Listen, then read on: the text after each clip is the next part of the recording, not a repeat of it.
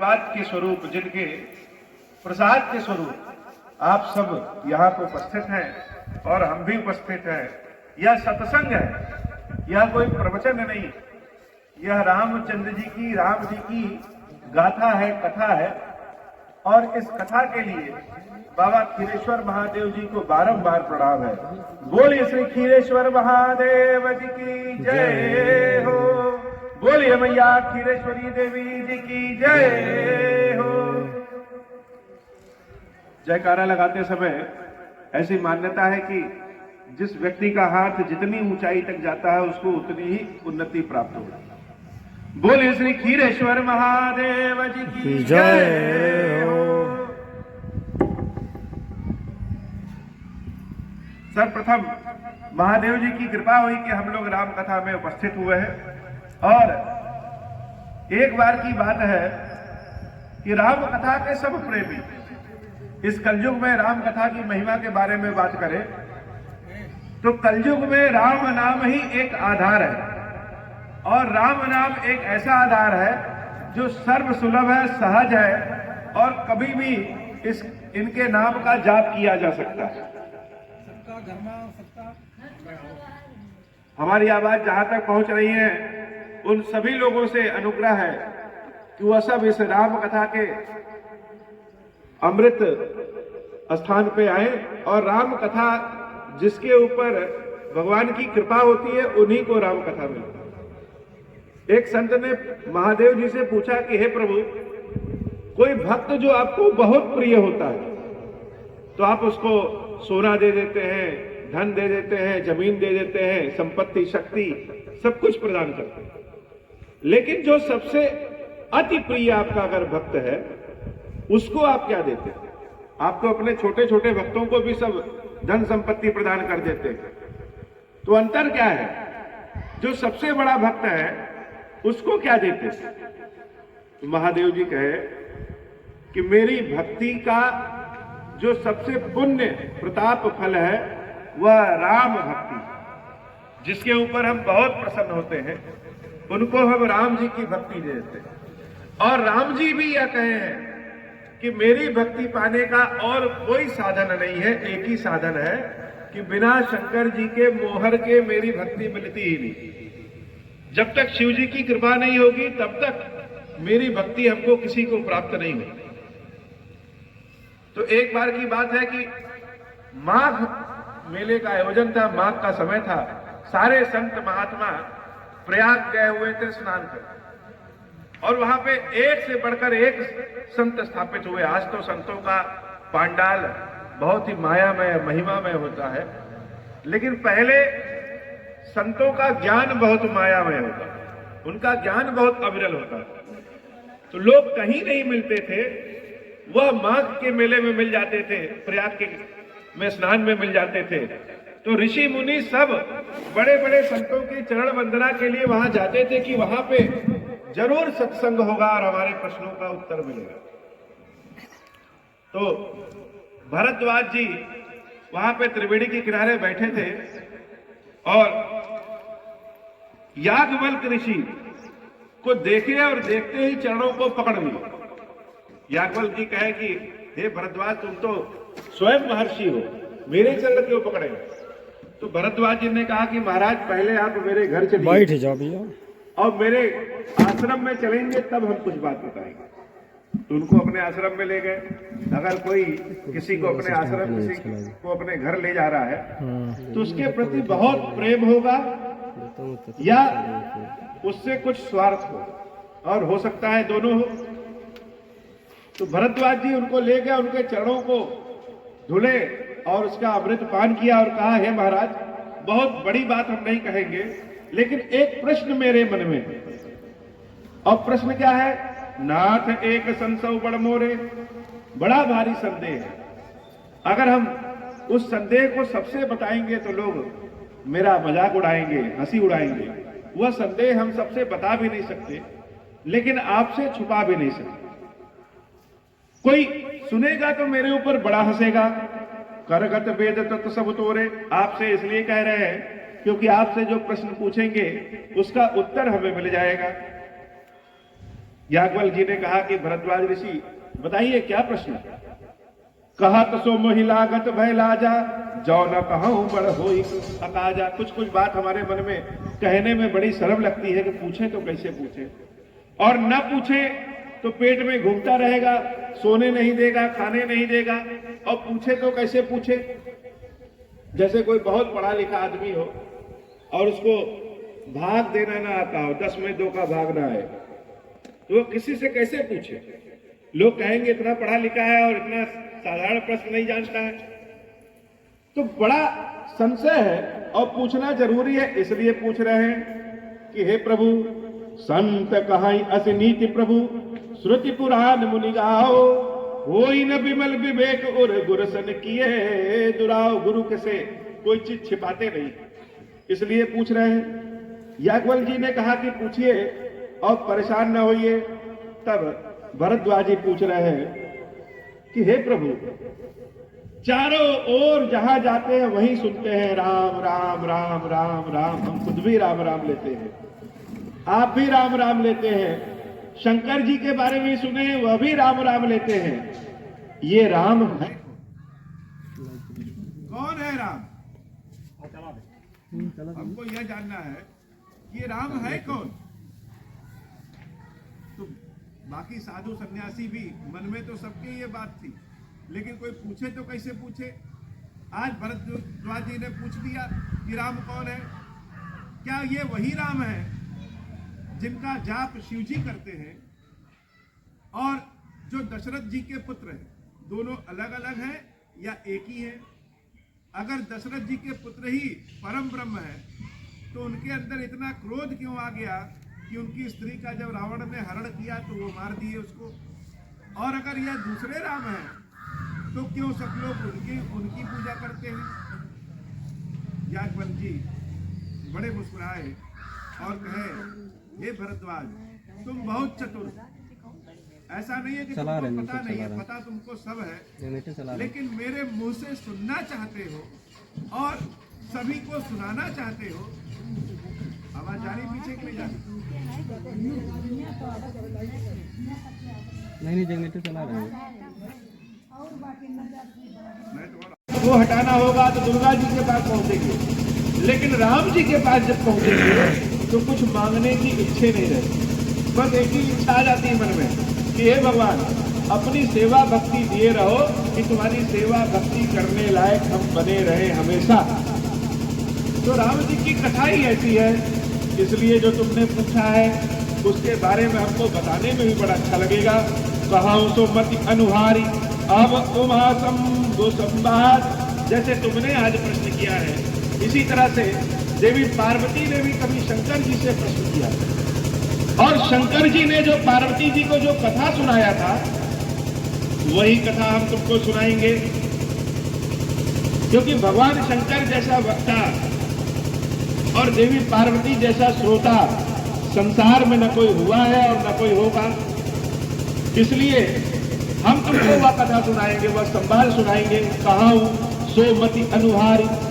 राम कथा सब लोग अपनी अपनी मति के अनुसार सुनाते हैं। आप सबको राम जी की कथा पता है, छोटे छोटे बच्चों को भी राम जी की कथा पता है, जो कहने आए हैं उनको भी पता है कि आपको राम कथा पता है। लेकिन पता होने के बाद भी आप सुनने के लिए बैठे हैं और हम सुनाने के लिए बैठे हैं।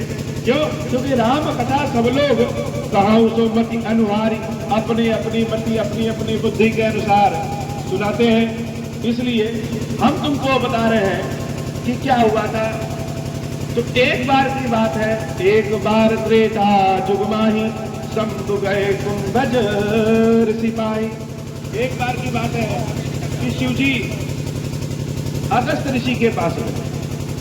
अगस्त ऋषि के बारे में कहा जाता है कि वो एक बार पूरा समुद्र का जल ही एक ही बार में पी गए। इतने बलिष्ठ ऋषि थे, बुद्धि से, विवेक से, अपने तप से, जप से बहुत बलिष्ठ। तो शंकर जी राम कथा के बहुत बड़े प्रेमी हैं, राम जी के बहुत प्रेमी हैं। वह कथा सुनाने भी जाते हैं और सुनने भी जाते हैं। और शिव जी की विशेषता है कि शिव जी सर्वज्ञ हैं, सब कुछ जानते हैं, लेकिन सब जानने के बाद भी वह सुनने का साहस रखते हैं, सुनते रहते हैं, उनको राम कथा सुनने में बड़ा अच्छा लगता है। तो अगस्त ऋषि के यहाँ राम कथा का आयोजन किया गया, तो वहाँ शंकर जी सब परिवार, तो अपनी पत्नी माता सती को अपने नंदी बैल पे बैठाए और खुद भी बैठ लिए और चले गए कथा सुन। सारे अपने काम धाम को छोड़ करके कहाँ जाए? राम कथा। राम जी के लिए सारे काम धाम छोड़ करके अगर आप अपना समर्पण कर देंगे तो निश्चित रूप से राम जी की भक्ति प्राप्त होगी। तो भगवान चले संग सती जग जननी भवानी, उनके साथ में इस जगत की भवानी जो समस्त जगत की माता है वह सती माता भी गई। और जब गई तो अगस्त ऋषि ने शंकर जी की पूजा अखिलेश्वर जानी, पूजे ऋषि अखिलेश्वर जानी, जान गए कि यह शंकर जी भले कथा सुनने आए हैं लेकिन यह समस्त संसार के स्वामी जो कथा सुनने गए और उनकी उन्होंने पूजा पाठ ईश्वर के समान की। राम कथा मुनिवर्ज बखानी, सुनि महेश परम सुखमानी। जब राम कथा हो गई, 1 महीने तक करीब राम कथा वहां चली, शंकर जी बड़े आराम से बड़े प्यार से राम कथा सुने और फिर नंदी महाराज पे बैठ करके वह वापस आने लगे तो देवी सती से चर्चा करने लगे राम कथा के बारे में। राम कथा इतनी विस्तृत है कि एक दिन में पूरी राम कथा को सुना पाना बहुत ही मुश्किल है। तो राम कथा की चर्चा करते हुए निकले और देवी से राम कथा की चर्चा कर रहे हैं, लेकिन देवी की मन का भाव कैसा है? जब वह जा रही थी अपने पति के साथ नंदी पे बैठी तो माता अपने आप को महारानी समझ करके जा रही थी कि हम तो शंकर जी के साथ हैं, शिव जी के साथ हैं और शंकर जी ही इस संसार के परम ब्रह्म हैं और हम उनकी पत्नी हैं। तो जब पति इतने अच्छे पद पे है तो पत्नियों का भाव तो ऐसे भी बढ़ जाता है। लेकिन शंकर जी वह राम कथा के ज्ञानी होने के बाद भी राम कथा के प्रेमी बन करके गए, लेकिन भवानी का मन राम कथा में कम लगा और अपने पद पे ज्यादा लगा कि हम शंकर जी की पत्नी है, जगत जननी है, जगत महारानी है। तो राम चर्चा हो ही रही थी, तब तक शंकर जी के मन में आ गया कि यह वही समय है जब रामचंद्र जी अवतार लिए। तो अवतार लिए हैं तो एक बार इच्छा भर हो जाता है। जब प्रेम हृदय में आ जाता है तो संसार का कोई भी बाधा उसको रोक नहीं पाता। अगर आपके मन में प्रेम जागृत हो गया, इच्छा हो गई कि आज शिव जी का दर्शन करना है या आपने किसी सगे संबंधी को देखना है तो आप आधी रात में चले जाएंगे, लेकिन चले जाएंगे। तो शंकर जी के मन में रामचंद्र जी को देखने की इच्छा हो गई और भगवान शंकर स्वयं ईश्वर है, उनके मन में जो इच्छा होगी वह पूरा होना है। उसी समय की घटना है कि रावण देवी सीता का हरण कर लिया था पृथ्वी पे और भगवान राम और लक्ष्मण लीलावश अपनी देवी जानकी को ढूंढते हुए, रोते हुए, परेशान होते हुए निकल रहे थे। तो सामने से शंकर जी पड़ गए। शिव जी ने उनको मन ही मन प्रणाम किया। सोचे अगर हम जाकर के साक्षात प्रणाम करेंगे तो लोग जान जाएंगे कि यह परम ब्रह्म है और भगवान की लीला छिप जाएगी, इसलिए मन ही मन प्रणाम किए। और जब मन ही मन प्रणाम किए तो आगे बैठी भवानी उनको देख ली कि यह किसी को प्रणाम कर रहा है, यह प्रणाम किसको कर रहे हैं। मन में जब शंका आ जाता है तो उसका परीक्षण बहुत जरूरी हो जाता है। और जब किसी चीज की परीक्षा होगी तो या तो पास होंगे या तो फेल होंगे। भवानी के मन में शंका आ गई कि शंकर जी ने प्रणाम किसको किया, या तो स्वयं सबसे बड़े हैं, जगदीश्वर हैं, और ये अगर किसी को प्रणाम कर रहे हैं तो निश्चित रूप से वह इनसे भी बड़ा होगा। तो यह है कौन? क्या यह स्वयं विष्णु जी हैं? अगर विष्णु जी हैं तो विष्णु जी भी तो शिव जी के बराबर हैं, शिव जी के समान हैं, और इन्होंने हमें बताया नहीं, अकेले अकेले को प्रणाम कर लिया। मन में बहुत सारी बात होने लगी। शिव जी उनको दूसरी बातों में ले जा रहे हैं, लेकिन भवानी की इच्छा यही है जानने की आखिर इन्होंने प्रणाम किया तो किसको किया। पत्नी को कोई चीज न बताइए तो उस पर उसकी शंका और बढ़ जाती है। यह आखिर है क्या? आप 10 बार अपना जेब उनसे छिपा लीजिए, तो उनको लगेगा कि आपके जेब में लाखों पड़ा होगा, इसलिए आप दिखाना नहीं चाहते। बार बार जब देखा, अपने मन को रोकना चाहा, तो देवी सती अपने मन को रोक नहीं पाई और उन्होंने शिव जी से कि अगर वह ब्रह्मा है, अगर वह राम है, तो इतने वियोग में रो क्यों रहे हैं? मनुष्यों की भांति रो रहे हैं। उनकी स्त्री गायब हो गई है, वह तो सर्वज्ञानी है, एक जगह बैठेंगे, आंख बंद करेंगे, जान जाएंगे कि हमारी जानकी कहां पे। और अगर वह किसी राजा के पुत्र है तो ब्रह्म कैसे, और ब्रह्म है तो किसी राजा के पुत्र कैसे? यह बात हम आपकी मान नहीं सकते। कोई दूसरी बात है, वो आप हमको बता नहीं रहे, छिपा रहे हैं। भगवान शंकर कहे, हे देवी, हम हर चीज में हंसी मजाक कर सकते हैं, लेकिन मेरे राम के बारे में अगर कोई हंसी मजाक करे तो वह हमको पसंद नहीं। मैं जो कह रहा हूं वही सत्य है, और अगर आपको लग रहा है कि वह राम मेरे परम ब्रह्म राम नहीं है, तो आप परीक्षण कर लीजिए, जाइए देखिए कौन है। माता भवानी जो है भगवान राम की परीक्षा करने के उद्देश्य से आगे बढ़ती हैं, और शंकर जी एक बरगद के पेड़ के नीचे बैठ करके राम नाम में धुन में समा जाते हैं। रामचंद्र जी उधर से जब आते हैं तो भवानी सोचती है कि इनकी परीक्षा ले तो कैसे। मन में जब शंका आएगा तो परीक्षा होनी, और जहां परीक्षा होगा उसका प्रतिफल, रिजल्ट निकलना है, वह पास होंगे या फेल होंगे। अब परीक्षा ले तो कैसे ले, कैसे जाने कि यह भगवान है कि नहीं है। हम लोग एक शिवलिंग के समक्ष जाते हैं और उनको जल चढ़ाते हैं, एक लोटा जल चढ़ाएंगे और कहेंगे, हे बाबा हमारा कष्ट दूर कर दीजिए। एक लोटा खाली जल चढ़ाए और यह आशा करते हैं कि हमारे कष्ट भगवान दूर कर देंगे। लेकिन हम पूछ दें कि जिस शिवलिंग, जिस ज्योतिर्लिंग पे हम जल चढ़ाए हैं, उसमें महादेव जी हैं भी कि नहीं, है भी कि नहीं। कि सब लोग जल चढ़ा रहे हैं तो आप भी मान लिए सब चढ़ा रहे हैं, चलो हम भी चढ़ा दें। सब भांग धतूरा खिला रहे हैं, हम भी खिला दें। हम स्वयं घी का पूड़ी, घी का पराठा सब्जी के साथ खाएंगे और बाबा को कहेंगे, यह भांग खा लीजिए, धतूरा खा लीजिए, यह घास फूस खा लीजिए। है भी कि नहीं। तो अगर आपके मन में शंका आ गया तो वह शंका दूर नहीं होता है जल्दी, वह शंका और आपको परेशान कर देगा। माता भवानी के मन में शंका आ गया कि राम है भी कि नहीं, तो सोचे परीक्षण कैसे करें, क्या करें कि परीक्षा ले। तो माता के मन में आया कि क्यों ना हम जानकी के भेष में आ जाएं।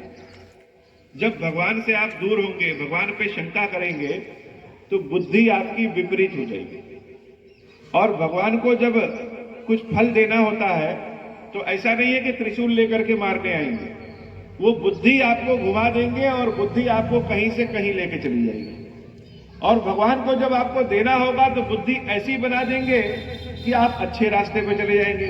तो भवानी के मन में, हम सब तो साधारण इंसान हैं, जो सबका कल्याण करती है, जिनके एक इशारे से यह संसार बनता और बिगड़ता है, उस भवानी के मन में भी शंका आ गया। और जो जितने बड़े पद पे रहता है, अगर वह अच्छा काम करेगा तो बहुतों को लाभ मिलेगा, और अगर वह बुरा काम करेगा तो बहुतों को नुकसान उठाना पड़ेगा। तो भवानी के मन में शंका आया है, इसका मतलब कि कुछ ना कुछ गड़बड़ है। भवानी देवी जानकी के भेष में आ जाती है और उधर से राम जी और लक्ष्मण जी आते रहते हैं। रामचंद्र जी जब भवानी माता को जानकी के भेष में देखते हैं तो भगवान तुरंत जान जाते हैं कि यह तो सती माता है, और ज्यादा नहीं पूछते हैं, बस इतने पूछते हैं कि हे देवी, इस जंगल में आप अकेले कहां टहल रही हैं, भोलेनाथ को कहां छोड़ दिया। माता सती जान गई कि यह तो सब जान गए और भगवान शंकर जो कहे वही सही है। तो देवी सती ने दो पाप किया। एक पाप किया, राम पे शंका किया। यह कोई बहुत बड़ा पाप नहीं है, आपके मन में आ सकता है शंका, लेकिन शंकर जी की बात पे शंका करना सबसे बड़ा पाप है। शिव जी ने जिस चीज को कह दिया मुख से वही सत्य है, वही शिव है और वही सुंदर है। अगर वह असत्य होगा तो भी अगर शंकर जी के मुख से निकला है तो वह सत्य हो ही जाना है। ऐसी शंकर जी की महिमा। तो हमने तो बड़ा अनर्थ किया, शंकर जी की बात को नहीं माना। वह बार बार कह रहे थे कि हे देवी वही परम ब्रह्म राम है जो दशरथ के पुत्र है, और हमने अनर्थ कर दिया। माता दुखी होकर के वहां से आने लगी। भगवान राम सोचे कि देवी के मन में मोह आ गया है, और शंकर जी की अर्धांगिनी है, परम भवानी है, इनको मोह से विचलित करने के लिए उन्होंने अपना विराट स्वरूप दिखाया। रामचंद्र जी का जब विराट स्वरूप देवी सती देखती हैं तो देख रही हैं कि अनेक शंकर, अनेक सती, अनेक ब्रह्मा, अनेक सरस्वती, अनेक विष्णु, अनेक लक्ष्मी, अनेक इंद्र, अनेक पुड़िया, अनेक वृक्ष, सब कुछ अनेक है, लेकिन राम एक ही है। अब राम एक कैसे है, यह हम कैसे मान लें कि सब कुछ अनेक है और राम एक है? तो जैसे यहां की जमीन हम देख रहे हैं अलग है, यहां से जब हम वैष्णो देवी जाएंगे वहां का पहाड़ वाली जमीन अलग होगी, वहां से तमिलनाडु जाएंगे वहां से समुद्र वाली जमीन अलग होगी, राजस्थान की जमीन अलग होगी, होगी कि नहीं होगी? लेकिन आसमान हर जगह का एक हो। कहीं से भी, चाहे हम कैलाश पे चढ़ करके भी आसमान को देखें या गंगा जी में खड़े होकर आसमान को देखें, तो आसमान हर जगह का एक होता है। तो राम एक है, बाकी लोग भिन्न भिन्न हो सकते हैं। सती माता बड़ी परेशान हो गई, और जब समझ में नहीं आया तो हाथ जोड़ ली।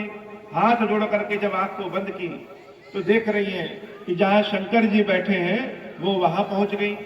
भगवान शंकर उनसे कहते हैं, देवी आइए, क्या देखा आपने, कैसे परीक्षण लिया?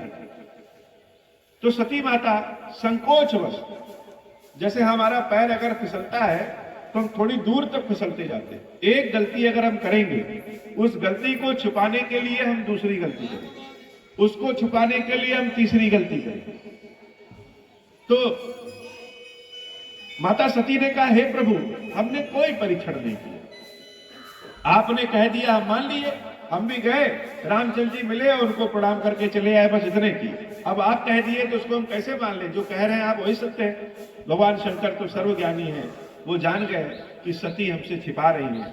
अब सती ने सीता का रूप धारण कर लिया है, तो हमारी मर्यादा के खिलाफ है कि अब हमारा फिर से सती के साथ आगे का जीवन निर्वहन पति पत्नी के रूप में हो। अब नहीं हो सकता, लेकिन सती से कह भी नहीं सकते, क्योंकि शंकर जी जितना अपने पत्नी से प्रेम करते हैं शायद ही संसार में कोई करता।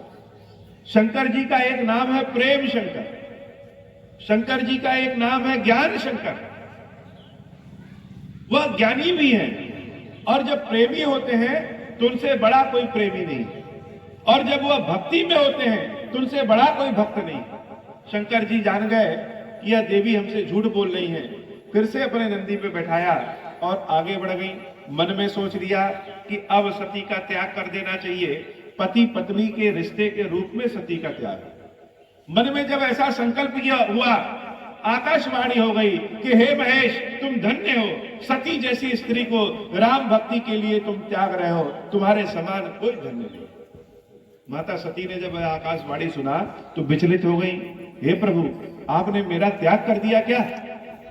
भगवान शंकर अपने मुख से कुछ बोल नहीं रहे हैं, और माता सती के मन को बहलाने के लिए वेदों की कथाएं, पुराणों की कथाएं, हरि कथाएं, बहुत तरह की कथाएं कह रहे हैं। और कथा कहते कहते अपने घर कैलाश चले आए।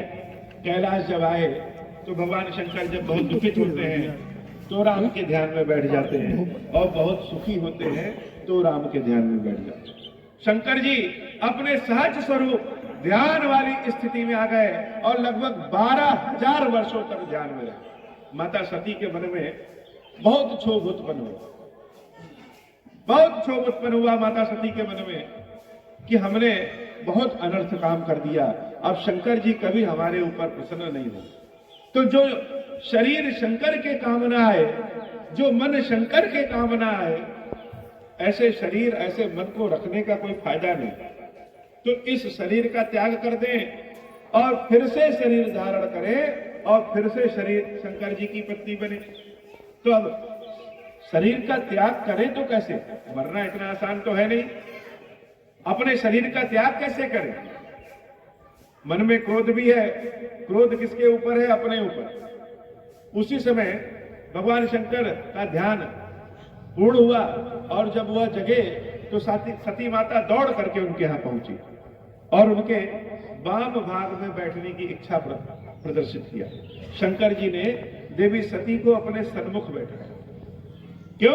क्योंकि बायां भाग पत्नियों का होता है और उन्होंने पत्नी के पद से देवी सती का त्याग कर दिया था। माता जान गई कि शिव जी अब हमको नहीं स्वीकारेंगे। माता सती सामने बैठी हैं, देख रही हैं आसमान में बहुत सारे विमान उड़ रहे हैं, सब जा रहे हैं। भगवान शंकर से पूछी, ये प्रभु यह सब क्या है? भगवान शंकर ने कहा, हे सती, तुम्हारे पिता दक्ष प्रजापति के पद पे विराजित हैं और उनके यहाँ बहुत बड़ा यज्ञ हो रहा है। उस यज्ञ में सारे देवताओं, ऋषियों को सबको बुलाया गया है, सब उसी यज्ञ में जा रहे हैं। देवी सती ने कहा, प्रभु हमें भी जाना है, मेरे पिता के यहाँ यज्ञ हो रहा है। भगवान शंकर ने कहा, निमंत्रण नहीं आया है, वो तो हमारे पिता हैं और पिता के घर पुत्री कभी भी जा सकती है, निमंत्रण की क्या आवश्यकता? भगवान शंकर कहे, हे देवी, दुख में आप अपने मित्र, अपने पिता, अपने भाई किसी के यहां भी बिना बुलाए जा सकते, लेकिन अगर कोई उत्सव है, कोई सुख का काम है, कोई खुशी का काम है, तो स्वर्ग जैसी जगह हो फिर भी बिना निमंत्रण के नहीं जाना चाहिए। माता मान नहीं रही। क्यों नहीं मान रही है? क्योंकि उनको ऊपर से चाहे जितना हंस ले, अंदर से दुख है कि शंकर जी ने हमारा त्याग कर दिया और यह शरीर का अब नाश कर। तो कभी कभी कहीं का गुस्सा कहीं उतर जाता है। माता जिद कर ली कि नहीं हमें जाना है। भगवान शंकर ने अपने दो गणों को बुलाया और उनके साथ देवी को विदा कर दिया कि हे देवी आप जाइए, हम नहीं जाएंगे। सती माता जब अपने मायके पहुंचती हैं, पिता के यहां पहुंचती हैं, तो उनके पिता उनको देख करके मुंह दूसरी ओर घुमा लेते हैं। माता केवल मिलती हैं प्रेम से, बाकी कोई भी सती से प्रेम से नहीं मिलता। माता सती ने देखा कि भगवान विष्णु का भी जगह है, इंद्र की भी जगह है, सारे देवी देवताओं की जगह है, लेकिन हमारे पति भगवान शंकर के लिए कोई जगह नहीं। तो पति पत्नी में आपस में चाहे कितना भी झगड़ा हो, लेकिन बाहर के लिए पति का अपमान पत्नी कभी भी बर्दाश्त नहीं कर सकती। और देवी सती के मन में खींच तो था ही। माता सती ने वही भगवान विष्णु को पुकारा कि हे भगवान विष्णु, जिस जगह पे भगवान विष्णु और शंकर जी की निंदा होती हो, अगर ताकत हो तो निंदा करने वाले की जिह्वा काट लेनी चाहिए, और अगर ताकत इतनी नहीं है तो उस स्थान से हट जाना चाहिए। भगवान विष्णु और भगवान शंकर का जो अपमान सुनता है वह भी पापी हो जाता है। तो अगर शक्ति है तो अपमान करने वाले की जीभ काट लीजिए, और अगर शक्ति नहीं है तो उस स्थान से हट जाइए। तो यहां पे मेरे पति भगवान शंकर का अपमान हो रहा है, और भगवान शंकर ही संसार की आत्मा है, और उनका अपमान है, तो उनका अपमान मुझे बर्दाश्त नहीं है। इसलिए हे भगवान विष्णु, अगर हमने तनिक भी अपने शिव जी से प्रेम किया है, थोड़े समय भी अगर हमने अपने शिव जी की सेवा किया है, तो ऐसी कृपा बरसाइए कि हर जन्म में भगवान शंकर ही मेरे पति हो। और ऐसा कहकर के यज्ञ कुंड में देवी सती जल करके भस्म हुई। हाहाकार मच गया चारों ओर कि सती भस्म हो गई, और भगवान शंकर के गण, जो वीरभद्र नाम था, वीरभद्र ने दक्ष का सर काट दिया और यज्ञ को भंग कर दिया। भगवान शंकर जब देवी सती के स्वरूप को देखे तो क्रोध भूल गए। कोई क्रोध नहीं भूलता, भगवान शंकर क्रोध भूल गए। क्यों? क्योंकि इतने दुखी हो गए, ज्ञान भूल गए। सती को उन्होंने अपने कंधे पे उनके भस्म हुआ शरीर उठाया तो उनके शरीर में भस्म लग गया, और उसी समय से शिव जी को भस्म बहुत प्रिय हो गया। भगवान शंकर सती के शरीर को लेकर के चारों ओर विचरण करने लगे। वह चाहते तो एक बार मंत्र फूंकते तो देवी सती फिर से जिंदा हो जाती, लेकिन वो ऐसा किए नहीं। चारों ओर विचरण कर रहे हैं, रो रहे हैं। उसी समय विष्णु भगवान ने चक्र सुदर्शन चलाया और देवी सती के 52 भाग हुए। वो भाग जहां जहां गिरा उस स्थान पे शक्ति पीठ बन गया। देवी 10 महाविद्या के रूप में अवतार लेती है। अलग अलग अवतारों में 10 महाविद्या के रूप में अवतार लेती है। 64 योगिनियों के रूप में अवतार लेती है। 64 योगिनियों के नाम बहुरूप तारा, नर्मदा, यमुना, शांति, वारुणी, क्षेमकरी, इंद्री, वाराही, रणवीरा, वानरमुखी, वैष्णवी, कालरात्रि, वैद्य रूपा, चर्चिका, बेतली, छिन्नमस्तिका, वृक्षवाहन, ज्वाला कामनी, घटवार, कराकाली, सरस्वती, विरूपा, कवेरी, बलूका, नारसिंह, बिरजा, विकंताना, महालक्ष्मी, कौमारी, महामाया, रति, करकरी, सर्पस्या, यक्षिणी, विनायकी, विंध्यवासिनी, वीर कुमारी, महेश्वरी, अंबिका, कामिनी, घटावरी, स्तुति, काली, उमा, नारायणी, समुद्र ब्राह्मणी, ज्वालामुखी, आग्नेयी, अधिक, चंद्रकांति, वैज्ञानी, भद्रकाली। 64 योगिनियों के रूप में जब अवतार लेती हैं देवी, तो भगवान शंकर बिना बताए 64 योगियों के रूप में अवतार लेते हैं। जहां जहां जिस जिस योनि जन्म में देवी सती अवतार लेती हैं, वहां वहां उस रूप में भगवान शंकर अवतार लेते हैं, क्योंकि वह अपनी प्रिया पत्नी से बहुत प्रेम करते हैं। लेकिन जब शक्ति नहीं रहेगी तो कोई नहीं पूछता। आपके पास जब धन संपत्ति रहेगा, पद रहेगा, हर आदमी आपकी जय जयकार करेगा और आपके दरवाजे पे खड़ा होगा। चिड़िया से लेकर के और बड़े बड़े धन्ना सेठ भी आपके दरवाजे पे खड़े रहेंगे अगर आपके पास शक्ति है, धन है। क्योंकि उनको पूछता था, हर आदमी शंकर जी के पास पहुंचता था कि प्रभु हमारी सहायता करिए, कृपा करिए। लेकिन जब सती चली गई तो भगवान शंकर के पास कोई नहीं पहुंचा। इतने बड़े महाकाल की यह स्थिति, न कहीं वेद में, न पुराण में, न कहीं शास्त्रों में जब देवी सती नहीं थी, शिव जी की पूजा का कहीं विधि कोई गया ही नहीं शिव जी के पास। क्यों? क्योंकि शिव जी तो दिन रात रोते रहते। रोते हुए आदमी के पास कोई पहुंचता है क्या? कोई पहुंचेगा उसके पास जो हंसता मिले, जो उसके दुख को दूर कर सके। लेकिन जब सती नहीं है तो शिव जी कहीं नहीं, शिव शिव न होकर के शव के समान। धीरे धीरे समय बीता। अब शंकर जी तो अमर है, और एक दिन अगर वह नंदी को दे दे तो नंदी की उम्र सोचिए कितनी बढ़ जाएगी।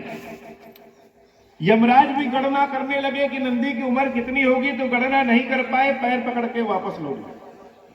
तो शंकर जी एक ऐसे भगवान है, हमारी तकदीर में लिखा है या नहीं लिखा है वह लिख देते हैं। तो भाव ही मेटी सकहि त्रिपुरारी। हे देवी, अगर यह कन्या आपकी शंकर जी की पूजा करे तो यह अमंगल उसका नाश हो जाएगा। पार्वती देवी बहुत छोटी सी है, छोटी का मतलब 6 वर्ष की कन्या, और 6 वर्ष की कन्या में वह चली गई जंगल तपस्या करने। जंगल में जहां शेर, भालू, सांप, राक्षस, अकेली कन्या चली गई जंगल में तपस्या करने, और तपस्या करने बैठ गई। जब तपस्या करने लगी शिव जी का, तब उनको ज्ञान आया कि हम कौन हैं, हम कौन हैं और हमें पाना क्या है। पति के रूप में हमको अच्छा बुरा नहीं, पति के रूप में ही हमको शंकर को पाना है। और लगी शंकर जी की तपस्या करने। तपस्या करते करते बहुत दिन बीत गए, भोजन पानी छोड़ दिया। बेल के पत्ते से जो, बेल के पेड़ से जो पत्ते नीचे गिर जाएं, दूसरे वृक्षों के पेड़ों से जो पत्ते नीचे गिर जाएं, जो सूख जाएं, उसको भी उठा करके पार्वती माता खाना शुरू कर दी। खाना होना छोड़ दिया, केवल पत्ता पत्ता खा रही है। तो उनका नाम हुआ अपर्णा, अपर्णा, क्योंकि पत्ता खाते खाते उन्होंने पत्ता खाना भी छोड़ दिया। और भगवान शंकर की जैसी तपस्या देवी पार्वती ने किया, आज तक न किसी ने किया है और न कोई आगे कर पाएगा। हठ योग में आ गई कि शंकर, पति के रूप में ही तुमको प्राप्त करना है और कुछ तुमसे प्राप्त ही नहीं करना। भगवान शंकर ने पार्वती की परीक्षा लेना चाहिए। पार्वती के प्रेम का कौन परीक्षा ले सकता है? अगर पार्वती देवी का प्रेम है तो भगवान शंकर में प्रतीक्षा है। इतने जन्मों तक वह देवी पार्वती की प्रतीक्षा में बैठे हैं कि जब पार्वती आएंगी तभी यह शंकर पूर्ण होगा। सप्तऋषि पहुंचे, देवी से कहे, हे देवी, किसके इंतजार में बैठी हो, किसकी तपस्या कर रही हो, किसको चाहती हो? देवी पार्वती कहती है कि हम शंकर को अपने पति के रूप में चाहते हैं। सप्तऋषि कह रहे हैं वो शंकर जो बिना कपड़ों का घूमता है, नंदी बैल पे घूमता है, सांप लपेटा रहता है। अरे इतनी पढ़ी लिखी हो, इतनी सुंदर हो, हिमालय की पुत्री हो, दहेज भी बहुत देंगे पिता तुम्हारे, चलो तुम्हारा विवाह हम विष्णु से कराते। कहां शंकर के चक्कर में पड़ी? पार्वती माता ने कहा है हे महर्षि, आप ज्ञानी होंगे बहुत बड़े, लेकिन प्रेम के आगे ज्ञान नहीं चलता है। कहा जाता है, कहावत है कि मन लगा गधई से तो परी किस काम। तो मेरा मन शंकर में लग गया है। शंकर चाहे जैसे हो, हमको वही चाहिए, अन्यथा हमको यह जीवन ही नहीं रखना। भगवान शंकर से वह सातों ऋषि जाते हैं और देवी पार्वती की बहुत प्रशंसा करते हैं। वह 7 ऋषि जो सप्त ऋषि हैं, भगवान शंकर ने 49 ज्ञान इस संसार को दिया था। 49, एक कम 50। 49 ज्ञान एक साथ किसी को दिया नहीं जा सकता, इसलिए एक एक ऋषि को उन्होंने 7 ज्ञान दिया। 7 7 49 हुआ। वो सातों ऋषि सभी दिशाओं, सभी ओर जाकर के हर तरह के ज्ञान को दिए। तो माता पार्वती से विवाह का दिन सुनिश्चित हुआ शंकर जी का, और शंकर जी की विवाह हो रहा है। खुशी की बात है। खुशी की बात क्यों है? यह संसार जो है बड़ा स्वार्थी है। हम आप भी स्वार्थी हैं। हमको जहां से लाभ मिलेगा वो कहेंगे यह बहुत अच्छा है। भोजन कर रहे हैं और दाल में हमारे मक्खी गिर गई तो क्या करेंगे? दाल फेंक देंगे। लेकिन 5 किलो का घी बर्तन में भरा पड़ा है, उसमें मक्खी गिर जाए तो क्या करेंगे? मक्खी को निकाल फेंक देंगे। तो जहां हमारा लाभ है वो हमारे लिए अच्छा है, और जहां लाभ नहीं है वो हमारे लिए पारस भी हो तो बेकार है। तो संसार का क्या लाभ है? संसार का लाभ यह है कि जब भगवान शंकर उसमें ध्यान में थे तो एक राक्षस तारकासुर बहुत उत्पात मचाया, सारे ऋषियों को, महर्षियों को, देवताओं को परेशान किया और स्वर्ग पे कब्जा कर लिया। ब्रह्मा जी की तपस्या किया, ब्रह्मा जी ने उनको आशीर्वाद दिया। ब्रह्मा जी से उसने मांगा कि हम कभी मरे ही ना। ब्रह्मा जी ने कहा यह मेरे हाथ में नहीं है, और कुछ मांगो। तो सोचा विचारा, कहा शिव जी के पुत्र के हाथों ही मेरी मृत्यु। अब शिव जी का विवाह ही नहीं हुआ, पुत्र कहां से होगा? यह सोच करके उन्होंने मांग लिया। लेकिन अब शिव जी का विवाह निश्चित हो गया है, तो यह जान करके कि भगवान शंकर और देवी पार्वती का जब विवाह होगा, उनसे जो पुत्र होगा वह तारकासुर का वध करेगा। सारा संसार बड़ा प्रसन्न होगा। बारात सजी, सब लोग अपने अपने हिसाब से आए। देवता लोग बड़े सुंदर सुंदर कोट पैंट टाई पहन के आए, और उनके जो मुख्य गण लोग हैं, किसी की एक आंख है तो किसी की 75 आंख है, कोई बिना आंखें का, कोई पैर से चल रहा है, किसी का पैर नहीं, किसी का हाथ नहीं, किसी के सर पे सींग। ये सब शिव जी के गण हैं। जितने भूत पिशाच सब कहां हैं? सब शंकर जी के यहां भूतनाथ। और भगवान शंकर 4 दिन तक सजते रहे। सजे क्या? बागंबर लपेटा, कान में एक बिच्छू लटकाया, दूसरे कान में दूसरा बिच्छू, कान एक गले में नाग लपटाए हैं, हाथ में करेट लपटाए हैं, जटा एकदम ऊपर, और नीचे से ऊपर तक पाउडर पोत करके सफेद हो गए, भस्म पोत करके सफेद हो गए, और नंदी बैल पे उल्टा बैठे। गाड़ी इधर जा रही है तो हमारा मुंह भी इधर होता है, उनका मुंह पीछे की ओर। क्यों? क्योंकि ऐसे बैठेंगे तो अपने सारे गणों को देखते रहेंगे, कोई उत्पात तो नहीं मचा रहा। उल्टा बैठ के चल दिए। विष्णु भगवान देखे तो अपना समाज धीरे से अलग कर दिया, क्योंकि एक देवता लोग बढ़िया कोट पैंट पहने हैं, वहीं बगल में गोबर से नहाए एक दूसरे से उनके चल रहे हैं, तो उनका भी कपड़ा खराब हो जाए। तो सब लोग अपना अपना समाज बनाए और शंकर जी की बारात में चल दी। शंकर जी की जैसी बारात न किसी ने देखा और न सुना। भगवान शंकर जब पहुंचे कैलाश, हिमालय के पास पहुंचे, तो दूर से ही खबर आ गई कि बारात आ गई।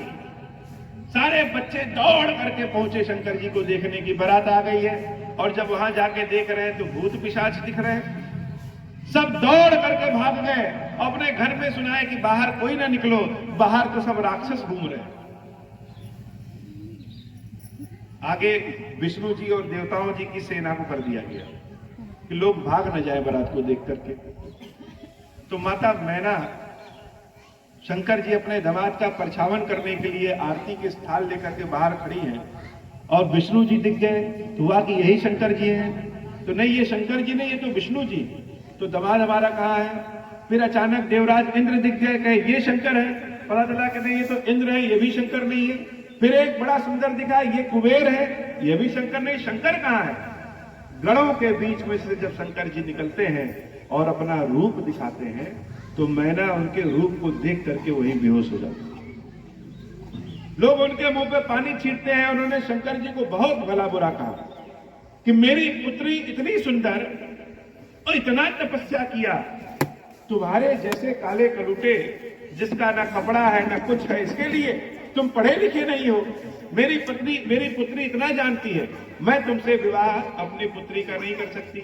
शंकर जी अपने सर को झुकाते हैं। लोग कहते हैं शंकर जी का क्रोध बहुत टेढ़ा है।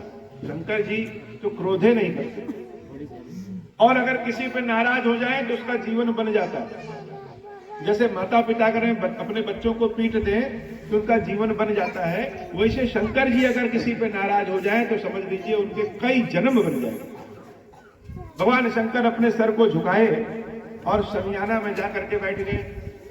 चारों ओर हल्ला मच गया कि विवाह नहीं होगा। क्यों नहीं होगा? क्योंकि देवी मैना अपनी पुत्री का विवाह शंकर जी से करेंगे नहीं। लोग परेशान हो गए, क्या उपाय निकाला जाए? पार्वती माता ने कहा कि हम एक बार शिव जी से मिलना चाहते हैं। शिव जी को बुलाया गया।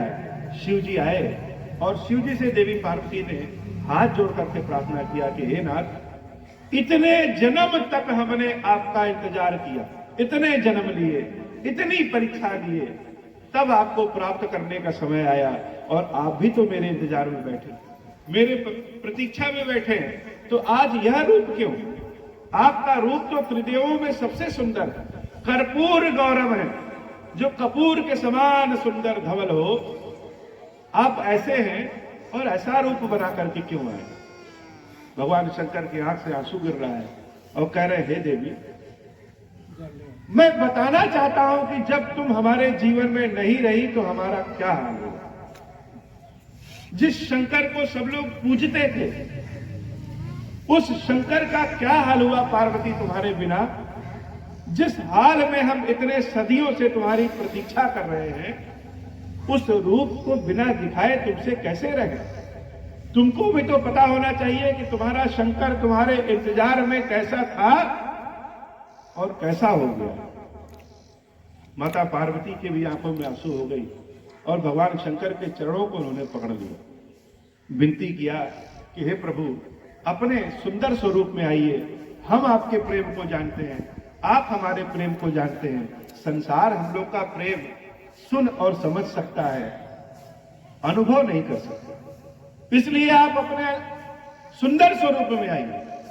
भगवान शंकर देवी पार्वती के बात को मानते हैं और जब जिस स्वरूप में आते हैं उस स्वरूप को कहते हैं चंद्रशेखर।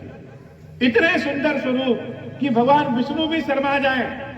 इतने अच्छे, इतने सुंदर दिख रहे हैं कि किसी की आंखें न टिक पाए। और जब भगवान शंकर के इस रूप को देवी मैना देखती है तो खुद ही शर्मा जाती है।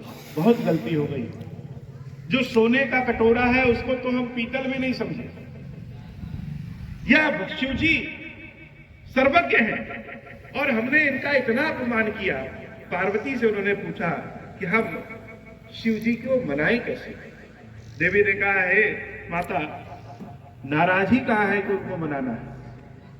अगर आपने किसी से गलती किया है और सामने वाला आपको डांट दे तब तो ठीक है, लेकिन सामने वाला बिना कुछ कहे भेज दे के जाइए तो आपके मन में हमेशा जुड़ता रहे कि न इसने मारा, न गाली दिया, न डांटा, बहुत गलत हुआ। एक बार डांट देता तो शायद हमको शांति मिल जाए। कुछ कहा ही नहीं तो आपसे नाराज कहां है? देवी मैना कहती, पुत्री, भूल हो गई हमसे, हम क्षमा मांग रहे हैं, लेकिन करें कैसे? क्या अर्पण करें शंकर को कि हमारे मन का क्लेश दूर हो? माता पार्वती कहती है, से अपने हाथ से खीर बनाइए और शंकर जी को खिला दीजिए। शिव जी को खीर बहुत प्रिय है। हम लोग सुनते हैं कि धान धतूरा बेल ये चढ़ाइए, ये सब तो प्रिय है ही है, लेकिन भगवान शंकर को आपके द्वारा श्रद्धा और विश्वास प्रेम से बनाया हुआ खीर बहुत प्रिय है। मैना मैया अपने हाथ से खीर बनाती हैं और अपने दामाद शंकर जी के सामने रखती हैं। भगवान शंकर उस खीर को बड़े प्रेम से खाते हैं और भगवान का यह रूप क्षीरेश्वर महादेव कहलाता है। बोलिए क्षीरेश्वर महादेव जी की जय हो। विवाह होता है, विवाह होने के बाद चारों ओर खुशियां मनाई जाती हैं और हिमालय से कैलाश तक सब लोग बारात लेकर के नाचते गाते आते हैं। पार्वती मैया जब कैलाश पहुंचती है, अपने घर पे पहुंचती है, तो कैलाश को सजाया और संवारा जाता है, लोग अबीर गुलाल उड़ाते हैं। पार्वती माता के आने की खुशी में ही होली मनाई जाती है। सारा संसार होली मनाया। होली मनाने के तो बहुत सारी घटनाएं हैं, उसमें एक कथा यह भी है कि पार्वती माता जब घर आई, उनकी खुशी में होली मनाई। सारा संसार प्रसन्न हुआ, भगवान शंकर भी बड़े प्रसन्न हैं। और जब भगवान शंकर बहुत प्रसन्न होते हैं तो क्या करते हैं, रामचंद्र जी के ध्यान में चले जाते हैं। चले गए रामचंद्र जी के ध्यान में बैठे हैं। पार्वती माता इंतजार कर रही है, ध्यान टूटे। अब शंकर जी का ध्यान पूर्ण हुआ तो पार्वती माता दूर से ही अपने शंकर को देखते। किसी किसी को हम प्रेम इतना करते हैं लेकिन उसके मुख में बता नहीं पाते, तो दूर से ही देखते हैं।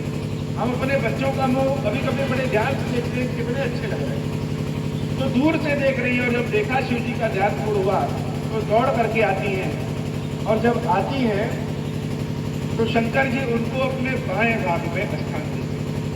पार्वती माता प्रसन्न हो जाती हैं।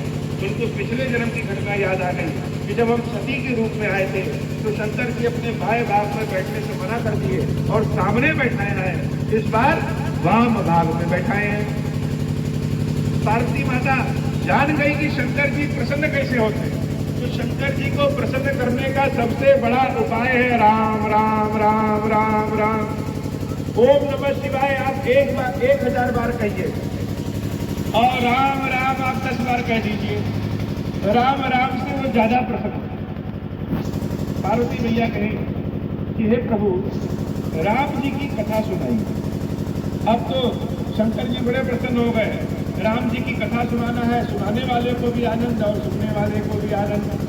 भगवान शंकर प्रसन्न होकर के देवी पार्वती कहते हैं, हे देवी, धन्य धन्य तुम राजकुमार, बहुत धन्य। तुम्हारे समान संसार में कोई दूसरा दानी नहीं है। क्यों? क्योंकि राम जी के बारे में जो तुमको जानना है, ऐसा नहीं है कि तुमको कुछ पता नहीं है। तुम अपने संसार के बच्चों को राम जी की कथा सुना करके उनको पवित्र करना चाहती हो, इसलिए राम की कथा सुन रही हो।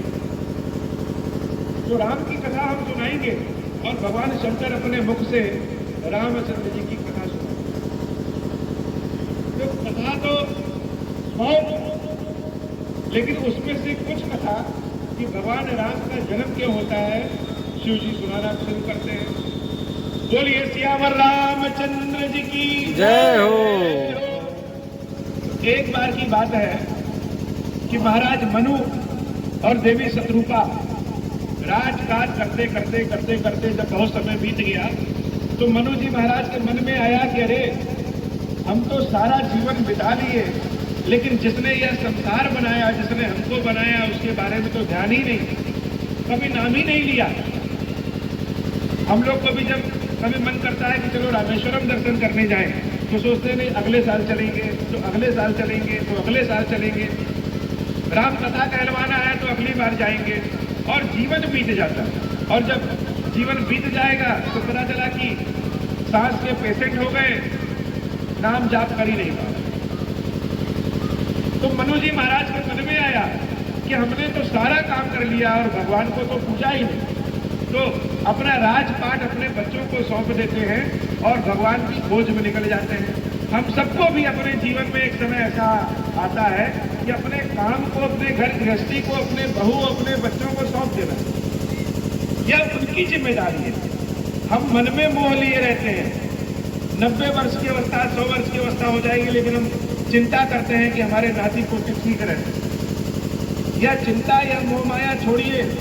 जिस ईश्वर ने आपको जीवन दिया, जिस ईश्वर ने आपको ठीक रखा, वही ईश्वर आपकी संतानों को भी ठीक रखेंगे। मनु महाराज अपने राजपाट को सौंप करके और चले आते हैं, और जब निकलते हैं तो पहुंचते हैं नैमिषारण, जहां से गोमती मैया निकली। यह क्षेत्र हम लोग का बहुत पवित्र है।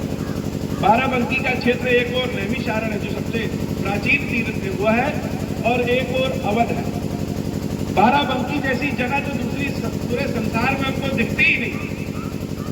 क्यों? क्योंकि बाराबंकी वह स्थान है जहां से हो करके अयोध्या के लिए जाया जाता है, और यह स्थान भगवान शंकर के प्राचीनतम स्थानों में एक है। हम लोग के नाम बिगाड़ने की आदत है, हम लोग किसी का नाम रहेगा उसको बिगाड़ देते। बाराबंकी का नाम बाराबंकी न होकर के वराहबंकी, वराह वन बिगड़ते बिगड़ते वराह वन की हुआ। आज भी यहाँ भगवान वाराह और देवी वाराही की बहुत पूजा होती है, और बाराबंकी में हर 10 किलोमीटर पे कोई न कोई देवी का स्थान, कोई न कोई भगवान शंकर का बहुत प्राचीन और पवित्र स्थान है, हर 10 किलोमीटर। इस संसार में 3 जगह वाराह क्षेत्र, एक हमारा बाराबंकी, दूसरा कश्मीर में बारामूला का नाम सुने। बारामूला का मतलब वराह मूला, वराह का मूल, भगवान वराह का जो मूल स्थान है। और तीसरा स्थान है फतेहपुर कानपुर के पास सूकर क्षेत्र, जहां तुलसीदास जी ने राम कथा प्राप्त की। तो 3 वाराह क्षेत्रों में एक वाराह क्षेत्र यह बाराबंकी। इस धरती का मुख्य उद्देश्य भगवान की प्राप्ति करना है, और आज बाराबंकी में क्लेश बहुत है। क्यों? क्योंकि हम सब भगवान की पूजा पाठ भूल करके संसार के सारे काम करते हैं। खेती किसानी में अफीम से लेकर के और गेहूं धान तक यहाँ पे पैदा होता है। पूरे भारत में इतनी अच्छी खेती कहीं देखेंगे तो दूसरी जगह होती है। लेकिन यहाँ की मुख्य उपज क्या है? यहाँ की मुख्य उपज भगवान की सेवा भक्ति, और उस सेवा भक्ति को हम लोग भूल गए। तो नैमिषारण्य पहुंचे और वहां पे स्नान किया। सारे ऋषि महर्षि ने महाराज मनु को बताया कि भगवान की सेवा पूजा कैसे करें। महाराज मनु के मन में इच्छा हुई कि क्यों ना उस भगवान को देखा जाए जिसका इतना नाम सुने, और कि किस भगवान का दर्शन करना चाहते हैं। महाराज मनु भगवान शंकर को देखते हैं और कहते हैं, हे प्रभु, जिस भगवान का नाम आप जपते हैं, जो भगवान की मूर्त आपके हृदय में है, हमें उसी भगवान के दर्शन करने। शिव जी बड़े प्रसन्न होते हैं और उनको उनकी तपस्या सफल होने का आशीर्वाद देके चले जाते हैं। महाराज मनु और देवी शत्रुपा भगवान के सेवा प्रतीक्षा के लिए तपस्या करते हैं, और एक समय ऐसा आता है कि शरीर उनका गल जाता है, केवल अस्थि मात्र बचता है। और जब केवल शरीर बचता है तब भगवान दर्शन देते हैं, और ध्यान में लीन मनु से प्रभु कहते हैं कि हे मनु, अपनी आंखें खोलो। जैसे ही भगवान की वाणी महाराज मनु और देवी शत्रुपा के कान में पहुंचती है तो ईश्वर की आवाज ही अमृत है। शरीर फिर से ऐसा हरा हो जाता है जैसे अभी अभी महल से स्नान और ध्यान करके आए हैं। भगवान को समक्ष देखते हैं सामने। महाराज मनु से भगवान कहते हैं, हे मनु, मानो क्या चाहते हो? तुम मन में कभी सोचा ही नहीं था कि भगवान आएंगे भी कि नहीं आएंगे, और अगर आएंगे तो उनसे मांगे क्या? ईश्वर अगर आपके सामने प्रकट हो जाए और आपसे कहें कि बताओ बच्चा क्या चाहते हो, तो आप क्या मांगेंगे? हो सकता है आप कह दें कि हमारा 3 मंजिला घर मिल जाएगा, हो सकता है कह दें कि BMW मर्सिडीज मिल जाए, या मुकेश अंबानी से भी बड़े अमीर हो जाए। लेकिन धन मांग लीजिए, संपत्ति मांग लीजिए, बुद्धि मांग लीजिए, इन सबका एक दिन अंत हो जाना है। हो सकता है भगवान से अमरता मांग लें। अमरता मांग करके भी क्या करेंगे जब बुद्धि नहीं रहेगा? तो मांगेंगे क्या? आप स्वयं सोच करके देखिए कि ईश्वर अगर पूछे कि क्या चाहते हो तो आप बता नहीं पाएंगे क्या चाहते हो। महाराज मनु सोचे ऐसी चीज मांग ले जो कभी समाप्त न हो, हर समय रहे। इतनी लंबी तपस्या किए, आज भगवान आए हैं, अभी 5 मिनट दर्शन देने के बाद फिर चले जाएंगे, फिर दोबारा मिले कि ना मिले, तो मांगे कैसे? क्या मांगा? अब मांगना तो चाहते हैं लेकिन संकोच मन में। जब हम कभी भगवान की प्रार्थना करते हैं, हम शब्द क्या बोल रहे हैं यह मायने नहीं रखता, हमारे मन में भाव क्या है यह बाबा जानते हैं। हम अंग्रेजी में प्रार्थना करें, हिंदी में प्रार्थना करें, संस्कृत में प्रार्थना करें, लेकिन हमारे मन में जो इच्छा है भगवान वही पूरी है। हो सकता है हमको बोलने ना आए। एक बालक जब पैदा हुआ, उसको कुछ ठीक से बोलने नहीं आता, तो उसने अपनी माता को बुलाया, ए कुछ बोलने नहीं आता, लेकिन उसने ए करके बुलाया। बच्चे आज बुलाते हैं। जगत जननी माता ने जब उसके ए को सुना तो वह प्रकट हुआ। क्यों? क्योंकि उसने अपने हृदय में अपनी रक्षा करने के लिए अपनी माता को ए करके बुलाया। और वही मंत्र जिसको हम कहते हैं ए, संस्कृत में सबसे बड़ा मंत्र देवी को बुलाने को। तो भाव हमारा क्या है? तो मनु जी के मन में भाव यह था कि जो भगवान आए हैं उनको ही उठा के हम जेब में, कभी दोबारा जाए नहीं, लेकिन कहें कैसे?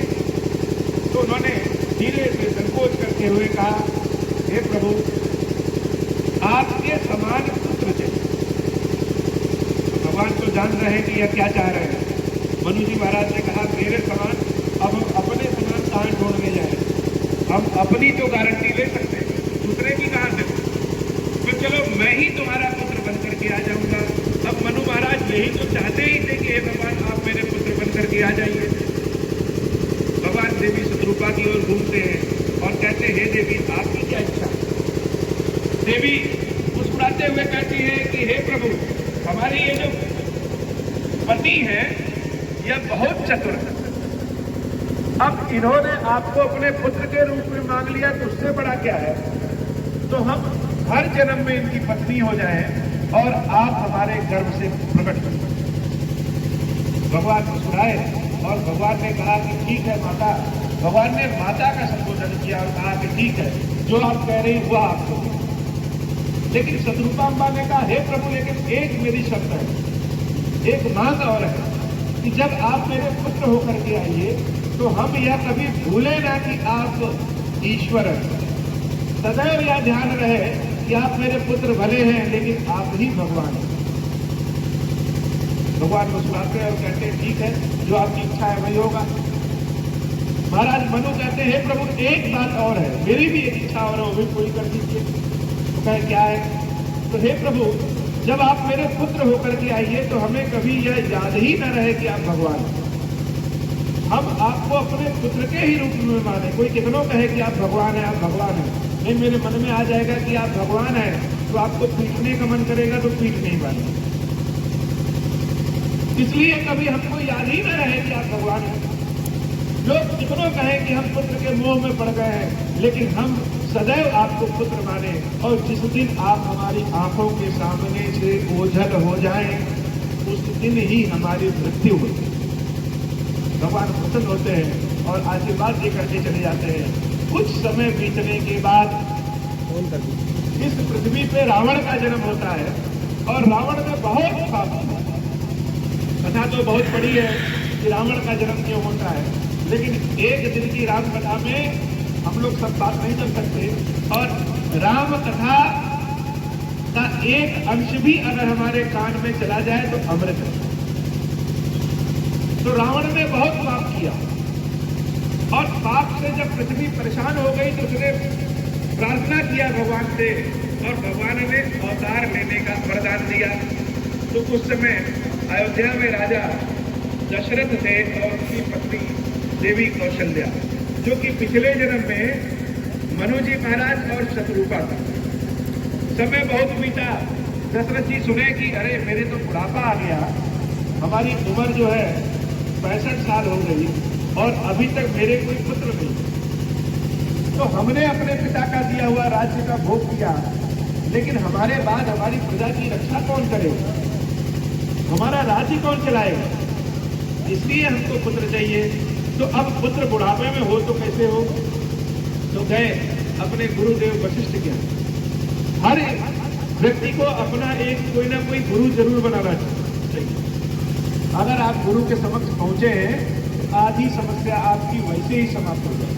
और यह मत सोचिए कि गुरु हमारे कितने बड़े पढ़े लिखे हैं, बहुत जानकार हैं कि नहीं है।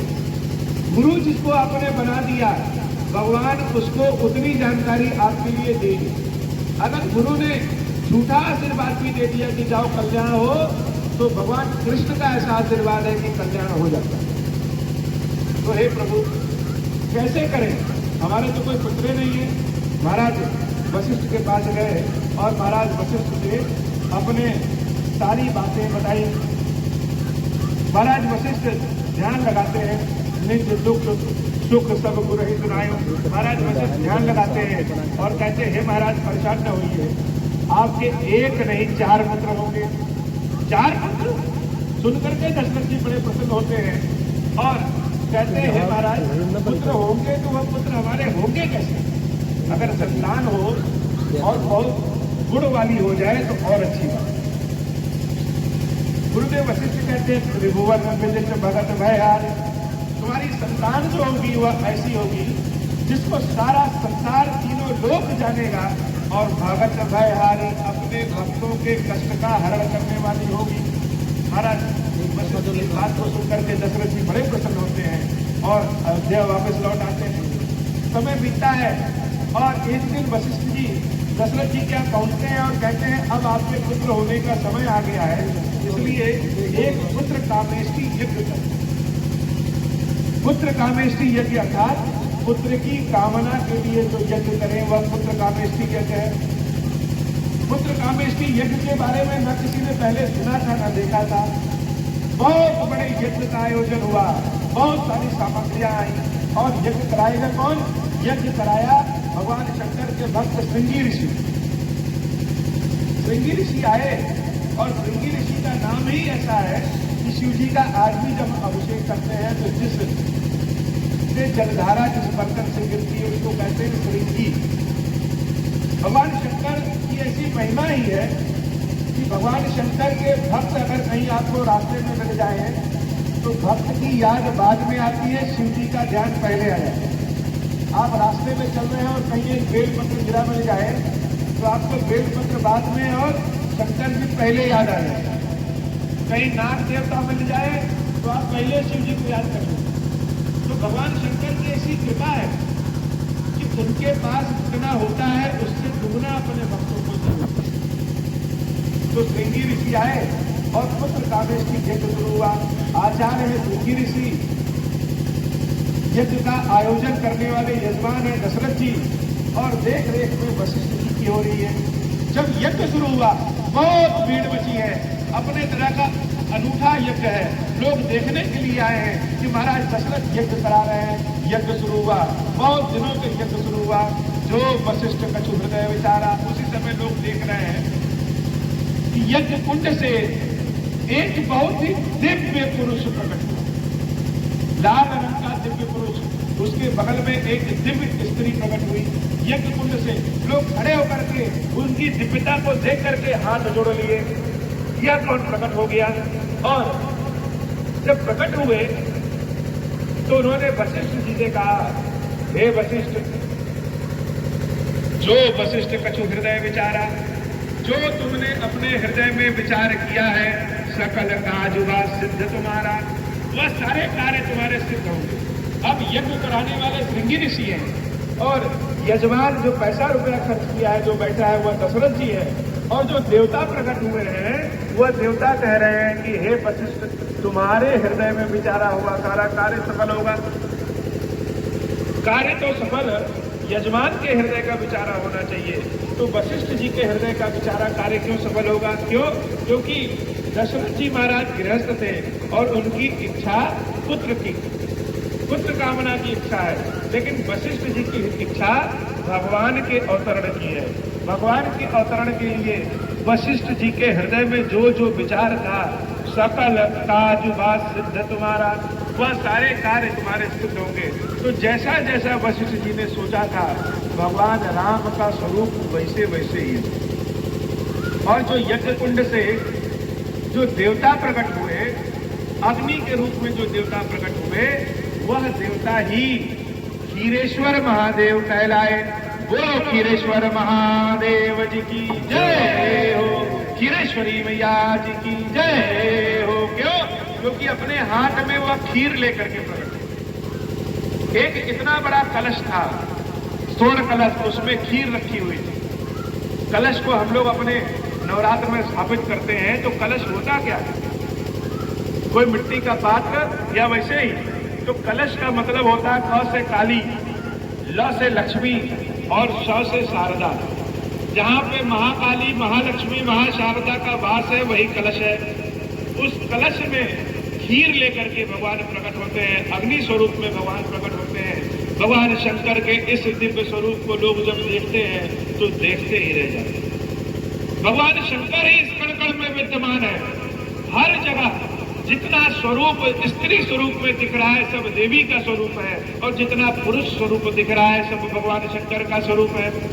हर जगह भगवान शंकर जब भगवान विष्णु के रूप में होते हैं तो वह भगवती देवी पार्वती ही माता लक्ष्मी के स्वरूप में होती है। भगवान शंकर जब ब्रह्मा जी के स्वरूप में होते हैं तो वह देवी भगवती ही माता शारदा के स्वरूप में होती है। भगवान शंकर जब शिव के स्वरूप में होते हैं तो वह देवी ही पार्वती के स्वरूप में होती है।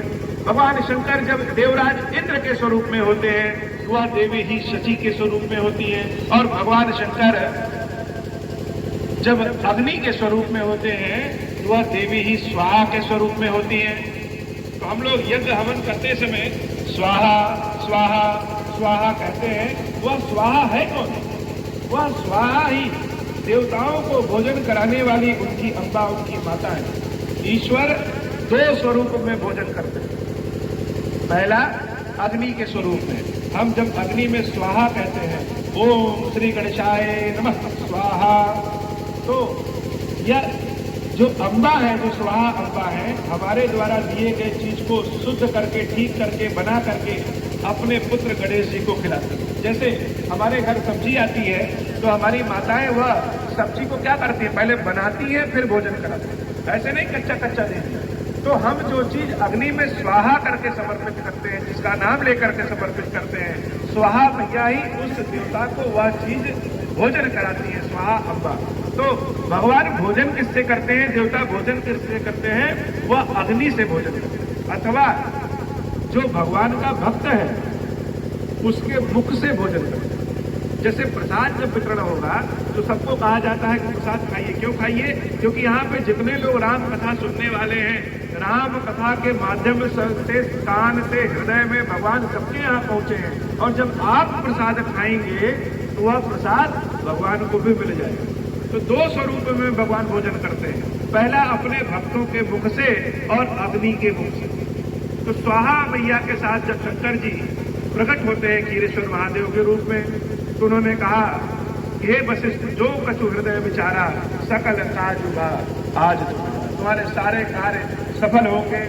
और यह कहकर वह खीर उन्होंने दशरथ जी को दे दिया। बाकी लोग जो बैठे हैं उन सबने हाथ जोड़ा भगवान शंकर से और कहा, हे प्रभु, जैसे दशरथ जी पे आपने कृपा किया, जैसे वशिष्ठ जी पे आपने कृपा किया, उनकी मनोकामना पूर्ण की, हम सबके ऊपर भी कृपा किए।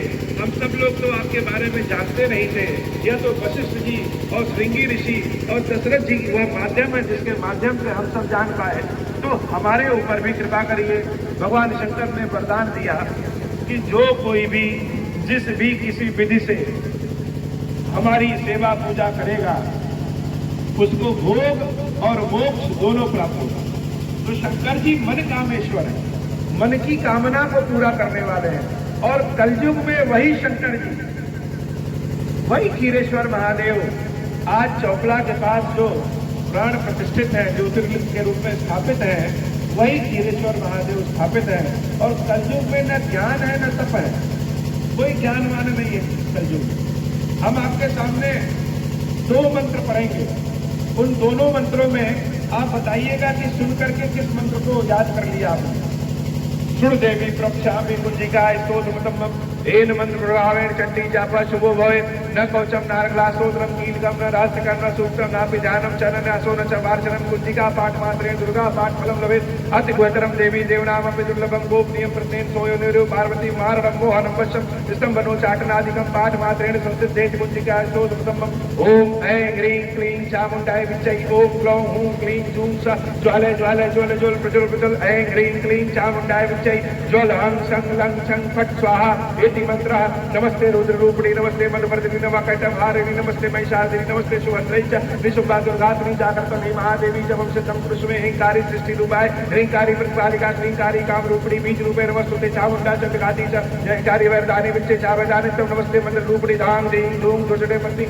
वां वीं हूं वागीश्वरी क्रां क्रीं क्रूं कालिका देवी शां शीं शुं मे शुभं क्रू हुं हुं हुं कारूपिणी जं जं जं जं बनादिनी भ्रां क्रीं क्रूं वैरी वन्द्रे भवानी ते नमो नमः अं कं चं कं तं पं यं चं वीं धूं ऐं वीं हं चं दिजाग्रम त्रोटे त्रोटे दीपं गुरु गुरु स्वाहा पां क्रीं क्रूं पार्वती पुड़ा कां क्रीं क्रूं केचरी तथा स्वां क्रीं सुं सरस्वती देव्या मंत्र सिद्धिं कुरुष्वे इदं तु कुंजिकाय स्तोत्रं मंत्र जागृति हेतवे भक्ति नैवदातव्यं गोपितं वृक्ष पार्वती अस्तु कुंजिका देवी हीनां सरस्वतीं पठेत् न तस्य जायते सिद्धिरन्य रौद्रं यथा।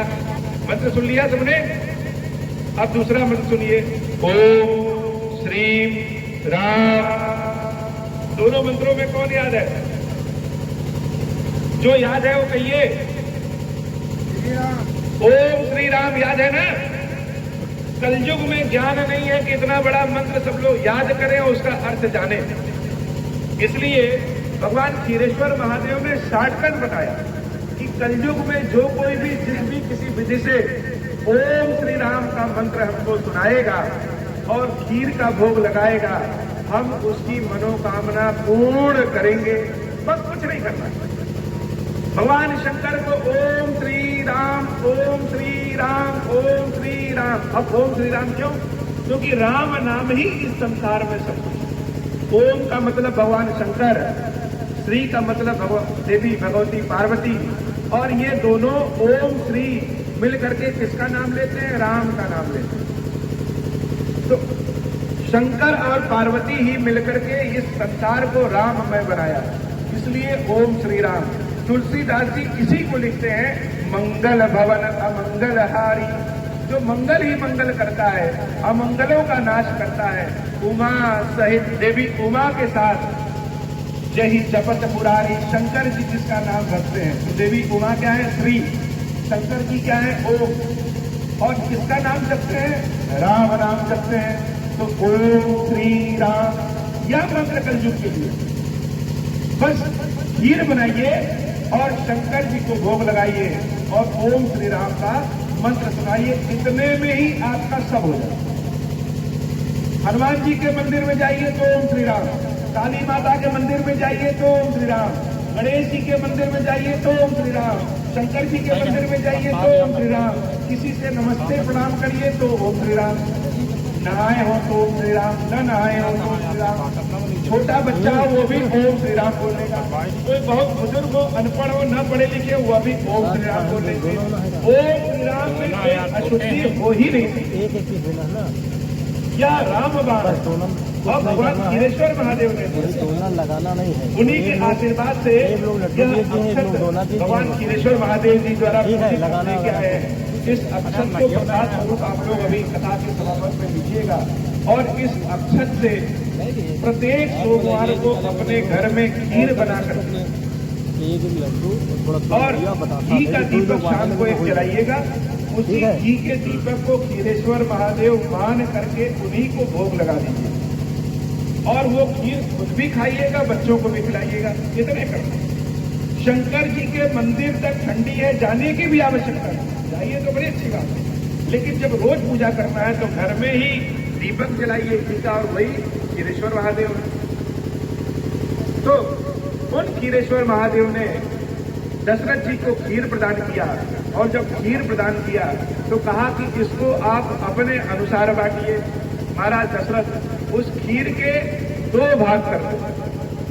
जो एक भाग था वो अपनी रानी कौशल्या जी को समर्पित करते हैं, बाकी जो एक भाग बचा है उसके फिर 2 भाग करते हैं और एक भाग कैकेयी माता को देते हैं और जो फिर से एक भाग बचा उसके फिर से वो 2 भाग करते हैं और उसमें से एक भाग कौशल्या जी को देते हैं और दूसरा भाग फिर से कैकेयी जी को देते हैं। कौशल्या अम्बा अपने उस भाग को सुमित्रा माता को प्रदान कर देती है। उनको देख करके कैकेयी अम्बा भी अपने दूसरे वाले भाग को सुमित्रा अम्बा को प्रदान करती है। फलस्वरूप सुमित्रा जी के 2 पुत्र लक्ष्मण जी और शत्रुघ्न जी प्रकट होते हैं।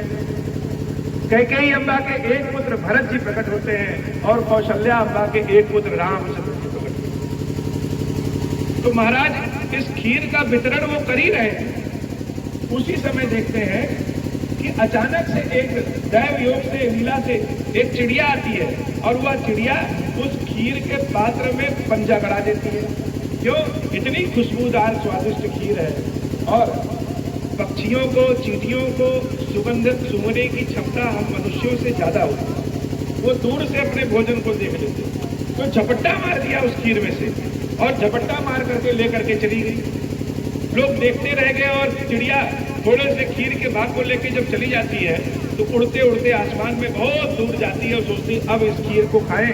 तो नीचे देखती है कि एक पर्वत पे एक देवी तपस्या करती रहती है। जब वह देवी तपस्या करती है तो उस देवी को देखने में ध्यान में लीन हो जाती है और उसके पंजे से वह खीर जो है नीचे गिर जाती है। जब खीर नीचे गिर जाता है उसी समय पवन देवता बड़े वेग से चलते हैं और वह जो नीचे गिरता हुआ खीर है वह खीर उस देवी के कान में जाकर के गिर जाता है।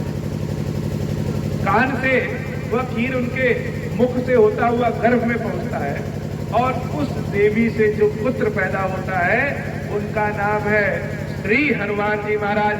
बोलिए श्री हनुमान जी महाराज की जय हो। उस देवी का नाम है माता अंजना और उनके पति का नाम है केसरी।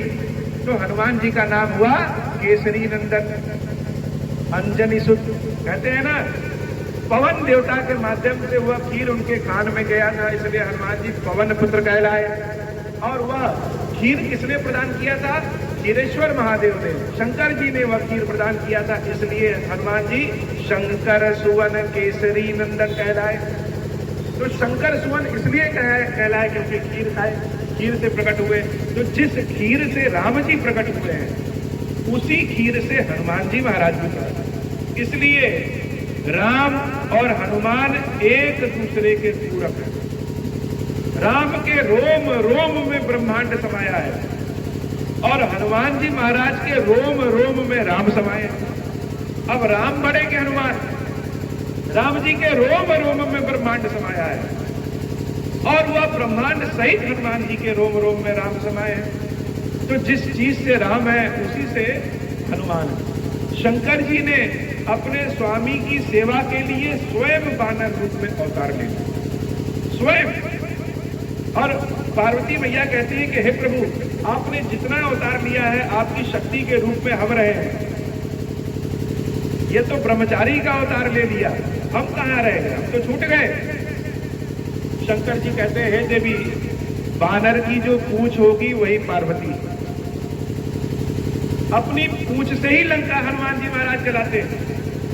और जब रावण के सैनिक हनुमान जी के पूंछ पे प्रहार करते हैं तब राम जी को क्रोध आता है। उस क्रोध के वशीभूत होकर के स्वयं राम जी की इच्छा से लंका जलता है।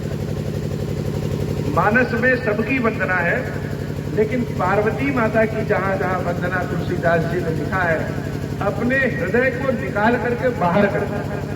देवी पार्वती के समान धन्य कोई नहीं। देवी पार्वती की कृपा है कि हम सब यहाँ बैठे हैं और सुन रहे हैं। जितनी भी सेवा पूजा इस संसार में बनी है सब शंकर पार्वती की ही तो बनी। तो गर्भ में भगवान आए और धीरे धीरे वह समय आ गया जब राम जी प्रकट होने वाले हैं। चारों ओर खबर फैल गई, देवता लोग भी जान गए कि राम जी अब प्रकट होने वाले हैं, धरती भी जान गई कि राम जी प्रकट होने वाले हैं। तो जैसे अगर इस क्षेत्र में अभी प्रधानमंत्री या राष्ट्रपति को आना हो तो सारा गांव अपने आप चमक जाएगा कि नहीं? वैसे ही जब भगवान आने वाले हैं तो यह सारी धरती अपने आप चमक गई, हवाएं अच्छी चलने लगी, ऋतुएं अच्छी हो गई, पेड़ पौधे पे फूल पत्ती फल अच्छे हो गए, नदियां साफ हो गई, लोग जान गए कि भगवान अवतार लेने वाले हैं। और जब भगवान अवतार लेने वाले हैं, जैसे आप सब भगवान की सेवा पूजा में कोई श्रद्धा के फूल, कोई धन, कोई प्रसाद लेकर के आया है, वैसे ही देवता लोग अपनी अपनी सेवा लेकर के भगवान की सेवा में पहुंचते हैं। बरस ही सुमन सुअंजलि साजी, अपने अंजलि से पुष्प गिराते हैं और कह कही गगन दुंदुभी बाजी। नगाड़े बजने लगे कि भगवान अवतार लेने वाले, आस्तुति कर ही नाग मुनि देवा। सारे ऋषि मुनि नाग देवता गंधर्व सब हाथ जोड़ करके खड़े हो गए कि भगवान आने वाले हैं। बहुविधिला वही निज निज सेवा, अपने तरीके से अपनी सेवा भक्ति कर रहे हैं। भगवान को पता चला कि सारे लोग आ गए हमारी सेवा में, तो भगवान सबको दर्शन नहीं देते। वो भगवान है, उनके यहाँ घूस नहीं चलता कि आप 501 रुपया दे देंगे तो आपको पहले दर्शन दे देंगे। वो ईश्वर है, उनके लिए हम जैसे हैं वैसे ही देवता भी। तो देवताओं से उन्होंने कहा कि आप सबको मेरा दर्शन नहीं करना है, हमको अपनी लीला करने दीजिए।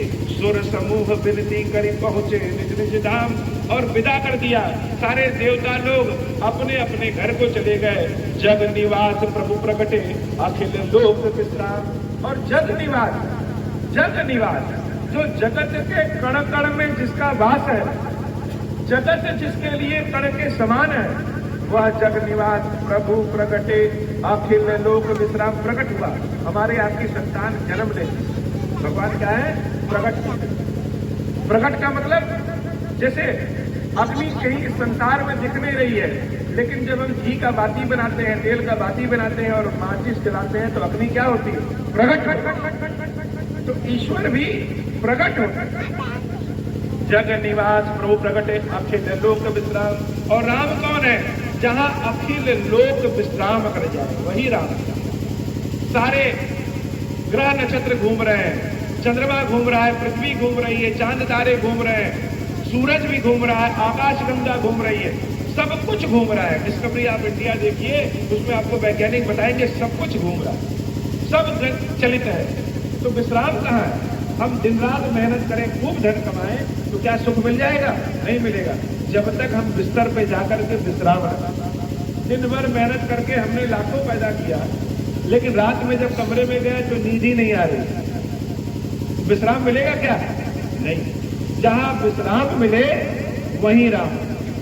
जहां मन का विश्राम मिल जाए, जहां इच्छा की विश्राम मिल जाए, इच्छे नहीं है तो जग निवास प्रभु प्रकटे अकेले लोक विश्राम। भगवान प्रकट होते हैं, माता कौशल्या के कक्ष में प्रकट होते हैं। और भगवान का रूप कैसा है, भगवान का स्वरूप कैसा है, भगवान का गुण कैसा है, भगवान है कैसे? हमने इस वंदना को अनेकों बार सुना और पढ़ा होगा, पढ़ने सुनने में भी बहुत अच्छा लगता है, लेकिन कभी इस वंदना पे ध्यान नहीं दिया। यह वंदना ही बताती है कि ईश्वर का स्वरूप कौन है, कैसा है।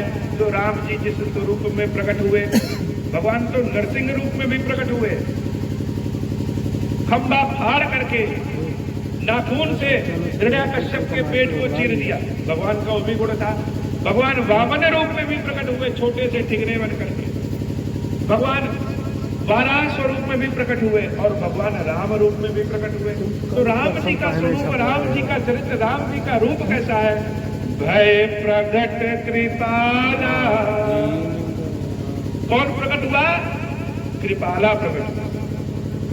भय प्रगट। भगवान का पहला गुण क्या है? भगवान का पहला गुण कृपा करने वाला है। वह यह नहीं सोचता है कि हम पढ़े लिखे हैं, हम किस जाति किस धर्म के हैं, हम बहुत ईमानदार हैं या बेईमान हैं, हम चोर हैं, हम क्या हैं, वह ये नहीं देखता है, वह कृपा करता है। अब आप कहेंगे कैसे कृपा करता है? तो कोरोना काल में सबको याद होगा, एक एक ऑक्सीजन का सिलेंडर 1-1 लाख रुपए का बिक रहा था कि नहीं बिक रहा था? अब उस पर भी लाइन लगती थी। हल्का सा इशारा हुआ तो हमें भगवान की कृपा पता चल गई। क्यों? क्योंकि जीवन में जीने के लिए जो सबसे ज्यादा जरूरी चीज है, भगवान ने उसको फ्री दिया। सबसे ज्यादा जरूरी चीज क्या है? वह है सांस। भगवान उसका कोई पैसा लेते हैं क्या? कोई पैसा नहीं लेते। तेज प्रकाश सूरज का जिससे सब कुछ है, पूरा संसार चलता है भगवान वह फ्री में देते। दूसरी चीज है जल, भगवान ने फ्री में दिया। जो चीज सबसे ज्यादा जरूरी है प्रकृति ने वह फ्री दिया। सांस के बिना हम 5 मिनट भी जीवित नहीं रह सकते, वो फ्री है। जल के बिना 3 दिन 4 दिन रह सकते हैं, तो उसके लिए थोड़ी मेहनत करिए। अन्न के बिना हम 10 दिन जीवित रह सकते हैं, उसके लिए थोड़ी और मेहनत करिए। तो भगवान का स्वरूप क्या है? वह कृपा का स्वरूप है। वह कृपा बरसाते समय नहीं सोचता है आप किस जाति के हैं, किस धर्म के हैं, पंडित जी हैं कि नहीं है, जनेऊ धारण करते हैं कि नहीं करते हैं, कुर्सी पे बैठे हैं कि नीचे बैठे, वह कृपा करता है। तो भगवान राम का जो स्वरूप है वह पहला गुण है भय प्रगट कृपाला। दूसरा स्वरूप क्या है? दीन दयाल। दीन दयाला, वह दीनों पे कृपा करता है। जिसका कोई नहीं है, जिसने सब कुछ राम को मान लिया है, भगवान सबसे ऊपर, सबसे पहले उसके ऊपर कृपा करता है। एक माता के 4 बच्चे या 2 बच्चे हैं, माता गोदी किस बच्चे को लेगी? जो बच्चा चल नहीं पाए, जो छोटा हो, जो टक टक टक टक चल सकता है, उसको जो उंगली पकड़ा के चला देगी। जो और बड़ा हो गया उसको दे दिया पता कि हाँ पहुंच जाएगा। लेकिन जो चल नहीं सकता, जो पूरी तरह से माता पे आश्रित है, माता उसको ही बोल देगी। तो जिस दिन हम पूरी तरह से ईश्वर पे आश्रित हो जाएंगे, भगवान दीन दयाल है, वह तुरंत हमको गोदी ले लेगा। लेकिन यह हमारा जो मन है ना, यह आश्रित नहीं होने। तो मन जितना आश्रित करता है भगवान उतने हमारे। अगर हम हठ कर लेंगे कि आज भोजन हम तभी करेंगे जब तुम आ करके हाथ से खिलाओगे, गारंटी देते हैं कि वह आ करके खिलाए। लेकिन हट नहीं मानेगा। एक बार भूख लगी, दाएं बाएं देखे। एक बार की बात है कि एक बालक जो है नाराज हो गया अपने घर पे, खाने नहीं खाए और गया जहां गाय भैंस सब थी, बकरी थी, वहीं से बैठ गया, खाना नहीं खाएंगे। सब लोग मनाते रहे, खाओ खाओ बच्चा, नहीं खाता। लेकिन जब रात के 3 बजे 2 बजे भूख लगी उसको, अब क्या करे? तो बकरी ने एक में तो तुरंत खड़ा हो गया, अरे बेचारी बकरी, तुम चाहती हो कि हम खा लें, इसलिए हम खा लें, इसलिए हम खा ले रहे हैं। तो बकरी ने कहा बहाना मिल गया। तो हमारा विश्वास श्रद्धा करके देखते, हमको पहला विश्वास अपनी बुद्धि पे होता है, इसलिए भगवान दूसरी बार मदद करते हैं। जब हम चारों ओर से थक हार जाएंगे तब पहुंचेंगे राम के पास। तो जिसके कोई नहीं है उसके राम है। ऐसा नहीं है कि कर्पूर गौरम करुणावतारम संस्कृत में गाएंगे तभी राम आपके, वह तो आपका है। आपका पात्र जितना बड़ा है, गंगा जी के किनारे पहुंचिए, जितना बड़ा बर्तन लेके जाएंगे उतना गंगा जल जा सकते हैं। पात्र ही आप चम्मच है, वो चम्मच लेकर के आते हैं और कहेंगे पूरे गंगा जी को हम जटा में बिठाने के लिए शंकर जी जैसा पात्र होना चाहिए। तो भगवान का रूप क्या है? दीन दयाला, जो दीनों पे कृपा करे वह रूप है। तीसरा रूप कैसा है? कौशल्या हितकारी। कौशल्या का हित किसमें है? कौशल्या महारानी है, प्रजा का हित ही कौशल्या का हित है। भगवान राम जब जंगल जाने के लिए कौशल्या माता के पास पहुंचे और माता से कहा, हे माता हमको वन जाना है। माता ने कहा, वन क्यों जाना है? तुम्हारा तो अभी राज्याभिषेक होने वाला है, तुम जंगल जा रहे हो। हाँ मैया ने कहा है। किस माता ने कहा है? कैकेयी माता ने। और पिता ने भी कहा है। तो कौशल्या माता हृदय बहुत बड़ा है। राम सबके नहीं प्रकट होते हो, राम उसी को प्रकट होंगे जो स्वयं कौशल्या हो। तो कोई आज्ञा अगर माता दे और पिता भी दे तो दोनों में किस आज्ञा को मानना चाहिए? माता कह रही है कि पूरब जाओ और पिता कह रहा है पश्चिम जाओ, तो संतान को किसकी आज्ञा माननी चाहिए? तो संतान को पहले माता की आज्ञा माननी चाहिए। लेकिन अगर किसी बात को माता और पिता दोनों कह रहे हैं तो बिना सोचे समझे विचारे उस बात को तुरंत मान लेना। तो हे पुत्र, तुम्हारी तो माता कैकेयी भी कह रही है कि वन को जाओ और तुम्हारे पिता दशरथ भी कह रहे हैं वन को जाओ, तो आज से जंगल देवी ही तुम्हारी माता और जंगल के पिता भगवान शंकर ही तुम्हारे पिता। तो जाओ तुम जंगल। कौशल्या इतना बड़ा हृदय किसी का नहीं। तो कौशल्या हितकारी, देवी कौशल्या एक बार मना कर देती कि राम तुमको नहीं जाना है, नहीं जाना है, नहीं जाना, तो शायद आज राम राम नहीं। जंगल में जिनका कोई नहीं था उनके लिए राम पहुंचे। तो कौशल्या हितकारी भगवान का स्वरूप क्या है? वो माता कौशल्या आकाश प्रजा के हितकारी है, भारत महतारी। भगवान के स्वरूप को देख करके अम्बा प्रसन्न हो गई। मुनि मनहारी अद्भुत रूप विचारी, अद्भुत रूप है। मुनि लोग ध्यान लगाते हैं, मुनियों का ध्यान भी भटक जाए ऐसा रूप है भगवान का, अद्भुत रूप विचारी। कौशल्या अम्बा विचार कर रही कि अरे इतना अद्भुत रूप है कौन ये, जिसको देखने से हर्ष की भावना आ जाए। किसी किसी से कोई रिश्ता नहीं होता है, लेकिन देखने से ही उसके अंदर लगेगा ये तो मेरे भाई की तरह है, ये तो मेरे पिता के समान है। हम कहते हैं ये बुजुर्ग हमारे पिता के समान है, किसी किसी को देखने से बड़ा प्रेम है। तो राम का स्वरूप भगवान जो प्रकट हुए उनका स्वरूप क्या है? लोचन अभिरामा। यह जो लोचन है हमारी आंखें हैं, अभिरामा स्थिर हो जा रही है। एक बार देख लिया उस प्रभु को तो कहीं इधर से उधर टस मत नहीं हो रही है। लोचन अभिरामा। मीरा देवी जब अपने श्याम से मिलकर के आती है कृष्ण जी से, तो लोग प्रश्न करते हैं किससे मिल के आई। अब मीरा तो बैरागी, वो कहे कि हम कृष्ण से मिल के आए हैं, लोग माने ही नहीं कि झूठ बोल रहे, कृष्ण से कैसे मिलेगी। बार बार लोग मीरा पे शंका करते। तो एक दिन जब कृष्ण मिले तो कृष्ण से मीरा ने कहा ऐसा कोई सबूत दे दो ताकि हम लोगों को दिखाएं तो लोग मान जाए तुमसे मिले। लोग कहते हैं कि मीरा झूठ बोल रही है, बावरी हो गई है, इसके लिए कृष्ण क्यों आएंगे, या किसी और से मिलने जाती है, नाम कृष्ण का बताती है। तो मीरा ने कहा हे कृष्ण बसो मेरे नैनन में नंदलाल, ऐसा करो मेरी आंखों में बस जाओ। लोग पूछे किससे मिल के आओ, आंख खोल दें तो लोग कृष्ण की मूर्त देख लें और जान जाए कि हम कृष्ण से मिल के आए हैं। सबको बता नहीं सकते, सबको कितने लोगों को बता, तो आंखों में बस जाओ तो कैसा? बसो मेरे नैनन में नंदलाल। अब नंदलाल अगर आंख में बस जाएंगे तो कैसी होगी? एक तो कृष्ण जी की आंखें बहुत बड़ी बड़ी हैं, और बड़ी बड़ी आंखों को अगर हम अपनी आंखों में बसा लेंगे तो हमारी भी आंखें तो बड़ी बड़ी हो जाएंगी। तो राम के स्वरूप को जब कौशल्या देवी देखती है, लोचन अभिरामा, उनकी आंखें और बड़ी हो जाती हैं और स्थिर हो जाती हैं। शरीर कैसा है? तनु घन श्यामा, नीले रंग का शरीर है।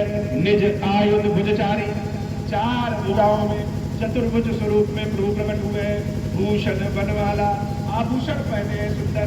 बनमाला उनकी एक ऐसा अद्भुत पुष्प होता है जो कभी मुरझाता नहीं है। नयन विशाला, भगवान की आंखें भी बड़ी विशाल है। शोभा सिंधु करारी, ऐसी शोभायान है। पैर देखे तो पैर पे ही आंख टिक जा रही है, आंख देखे तो आंख पे आंख टिक जा रही है, ऐसा भगवान का सुंदर स्वरूप। अब जो आए हैं, जो दर्शन दिए हैं, इनका नाम पता तो हम जानते नहीं है, तो इनकी वंदना करना चाहिए। आपके दरवाजे पे कोई आएगा तो आपको अच्छा लगा तो आप उसको पानी पिलाइए, लेकिन क्या कहें? दादा कहें, काका कहें, काकी कहें, ऋषि कहें, महात्मा कहें, भगवान कहें, तो क्या कह करके संबोधित करें? तो हाथ जोड़ ली और भगवान से ही भगवान के बारे में कोई पूछ रही है। कहा दुई कर जोरी, हाथ जोड़ लिया, स्तुति तोरी। हे प्रभु आप जो भी हो, यह विधि करऊं अनंता, किस विधि से आपकी सेवा भक्ति करें, क्या कहें? अनंता। वेद पुराण में आपके बारे में लिखा है, पढ़ा है, सुना समझा, लेकिन जैसा लिखा पढ़ा सुना समझा वैसे तो आप है ही नहीं। अगर आपको अनंत कहे, यह शब्द आपके लिए बहुत सूक्ष्म है। अगर आपको बहुत सुंदर कहे, यह शब्द आपकी गरिमा के अनुरूप नहीं है, तो और दूसरा कोई शब्द आता नहीं तो कहें क्या? माया गुण ज्ञानातीता, हमने जो लिखा पढ़ा जाना इस जग में पहचाना, उन सबसे परे है वेद पुराण बनता। वेदों में पुराणों में जो पढ़ा आपके बारे में, आप उससे भी अलग है। करुणा सुसागर, शंकर जी की स्तुति आती है। कर्पूर गौरम, उनका वर्ण कैसा है? उनका वर्ण ही कपूर के समान। तो वर्ण का मतलब उनका शरीर ही सफेद नहीं है, उनका शरीर कपूर के समान तो सफेद है ही है, उनका मन भी सफेद है, हृदय भी उनका पूरी तरह सफेद है। क्यों? करुणावतारम। क्यों? क्योंकि शंकर जी किसके अवतार हैं? शंकर जी करुणा के अवतार, उनका नाम ही करुणा शंकर। अगर कहीं करुणा को इकट्ठा कर दे, करुणा और दया में क्या अंतर है? दया अपनों के लिए ज्यादातर है, अपने पुत्र के लिए, पुत्री के लिए, पत्नी के लिए, या किसी व्यक्ति में अपने किसी सगे संबंधी को देख लिए, जीवों के लिए। कोई विशेष, हमने गाय पाला है, उसका जो बछड़ा है, उसकी जो बाकी है, उसके लिए दया आ गई। बाहर कोई बछड़ा घूम रहा है, उसकी कोई चिंता नहीं। यह जो दया है वह अपनों के लिए हो, जो कि माताओं में, स्त्रियों में विशेष रूप से, जिसका नाम हम ममता देते हैं। और करुणा क्या है? करुणा जो सबके लिए हो, जो हमारे घर में गाय बधी उसके लिए भी दुखी हो गए, और जो बाहर बछड़ा जैसे टहल रहा है, मारा मारा फिर रहा है, उसके लिए। किसी को देखेंगे और उसको दुखी देख लिए तो उसके लिए हमारे हृदय में जो भाव उत्पन्न होता है उसको करुणा करता है। तो भगवान शंकर क्या है? करुणावतारम। शिवलिंग उनका ज्योतिर्लिंग सोने का, चांदी का या पत्थर का नहीं, वह करुणा का बना हुआ है, इसलिए शंकर जी सफेद है, स्वच्छ है। सफेद का मतलब सिर्फ गौर वर्ण नहीं, उनका वर्ण जाति सफेद नहीं है, उनका वर्ण सफेद। वह अपने वर्ण पे कालिक पोत लेते, भस्म लगा लेते। क्यों? क्योंकि इतने दिव्य है, इतने सुंदर है। अब पार्वती के बिना सुंदर लग के क्या करेंगे? इसलिए पार्वती के याद में वह अपने शरीर को काला करते। संसार सारम भुजगेंद्र हारम। संसार का जो सार है वह शंकर जी। ब्रह्मा जी ने 4 पुत्र बनाए और उन चारों पुत्रों से कह दिया कि जाकर के पृथ्वी पे हमारे समाज को बढ़ाओ, संतान को बढ़ाओ। वो चारों पुत्र जब पृथ्वी पे आए तो हिमालय को देखे, नदी को देखे, जंगल को देखे, तो सोचे यह इतना सुंदर है, जिसको बनाने वाला कितना सुंदर है। तो बनाने वाले भगवान विष्णु की भक्ति में वो लीन हो जाते। ब्रह्मा जी ने उनको डांटा कि हम तुमको किसी काम के लिए भेजे, आप अपने किसी संतान को भेजे कि जाओ फूल लेके आओ। और वो फूल लेने जाए, वहीं बैठ के भगवान की सेवा तपस्या करने लगे, फूल लाए। तो हमने तुमको भेजा है इस संसार को आगे बढ़ाने के लिए, और तुम क्या किए? उन बालकों ने कहा कि संसार को क्या आगे बढ़ाना, जिसने संसार को इतना सुंदर बनाया है उसमें लीन हो गए। ब्रह्मा जी ने अपने पुत्रों को श्राप दे दिया कि मैं तुमको श्राप देता हूं कि तुम जीवन भर बच्चे ही रहो। तो 4 ऋषि हैं, सनत कुमार, संतादित, संतानंद। यह 4 ऋषि भगवान के बहुत बड़े भक्त होते हैं। अब ब्रह्मा जी की सारी थीसिस फेल हो गई, कोई संसार को आगे नहीं बढ़ाना, कैसे बढ़ाएंगे?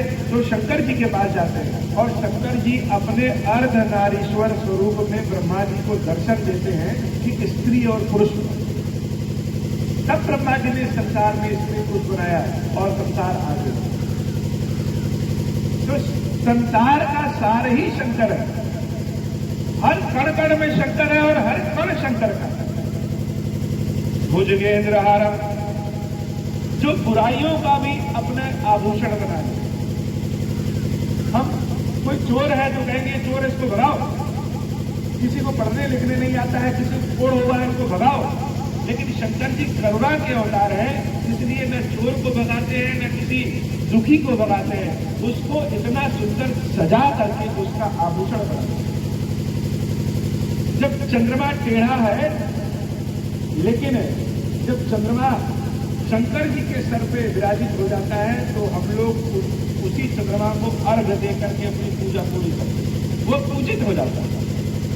तो शंकर जी के पास जो पहुंचा हुआ पूजित हो जाता है। भुजगेंद्र हारम, आपकी बुराइयों को ही शंकर जी अपना आभूषण बनाते हैं। सांप के अंदर कोई अच्छाई है क्या? लेकिन हम सांप को शंकर जी के गले में पहनाते, क्यों? क्योंकि वो शंकर जी का भक्त है। भुजगेंद्र हारम, या शंकर जी की जो वंदना है, यह शंकर जी के गुणों को बताता है। और राम का वही स्वरूप ही कैसा है? करुणा सुख सागर। हमारा आपका शरीर पंच तत्वों से मिलकर के बना है, राम जी का शरीर शिव तत्वों से बना है। करुणा सुख सागर सब गुण आगर, जही गाँव वही श्रुति संता। सारे लोगों ने तुम्हारे बारे में गाया है, लेकिन हम तुमको पहचान नहीं पाए। और अगर तुम भगवान हो तो मेरे पास आए क्यों हो? सोम हित लागी जन अनुरागी, भय हो प्रकट नहीं करता, इसलिए आयो। ब्रह्मांड निकाया निर्मित माया, रोम रोम प्रतिवेद कहे, मम उर्सोबासी या उपहासी, सुनत धीर मति थिर न रहे। भगवान सुनाने लगे और भगवान ने कौशल्या अम्बा को ज्ञान दिया। उपजा जब ज्ञाना प्रभु मुस्काना, चरित्र बहुत विधि कीन चहे। हे माई, आप ही ने तो पिछले जन्म में मांगा था कि हम आपके पुत्र बने, और यह आपको हमेशा याद रहे कि हम जो आपके पुत्र हैं वही ईश्वर है। इसलिए आपको याद दिलाने आए हैं कि जो पुत्र आपका प्रकट होगा वह कौन है। तो राम जब प्रकट होते हैं तो दशरथ जी को दर्शन नहीं देते, कौशल्या अम्बा को दर्शन देते हैं, क्योंकि पिछले जन्म में दशरथ जी ने यही मांगा था कि कभी हम जाने ही ना कि आप भगवान हैं। और कौशल्या अम्बा ने, सतरूपा देवी ने मांगा था कि हम कभी भूले न कि वह ईश्वर। कहाई कथा सुहाई मात बुझाई, जही प्रकार सुत प्रेम रहे। माता जब जान गई तो हाथ जोड़ती है, कहती है कि हे प्रभु, हमने पिछले जन्म में भले मांगा था, वह पिछले जन्म की बात है, लेकिन हमको आज अपना पुत्र चाहिए। माता के लिए संसार में सबसे सुंदर सबसे प्यारा कौन है? उसकी संतान है। वह संतान चाहे चपरासी हो, खेती किसानी करता हो, प्रधानमंत्री हो, डीएम हो, लेकिन माता के लिए वह पहले अपनी संतान है। और सारे रिश्तों में यह हो सकता है कि जो एसपी कलेक्टर बन गया उसको लोग ज्यादा मानेंगे, लेकिन माता तो माता है, वह अपनी संतान को ही मानती है। हारने के बाद भी अगर कोई प्रेम दिखाता है तो वह माता है। जिसके पास बुद्धि कम है, ऐसे पुत्रों ऐसी संतानों को पिता हो सकता है अपना प्रेम न दे, लेकिन माता अगर संतान पैदा की है तो जब तक उसके हाथों में शक्ति है तब तक वह अपने बच्चों का ख्याल रखती है। उसके लिए वह संतान ही सब कुछ।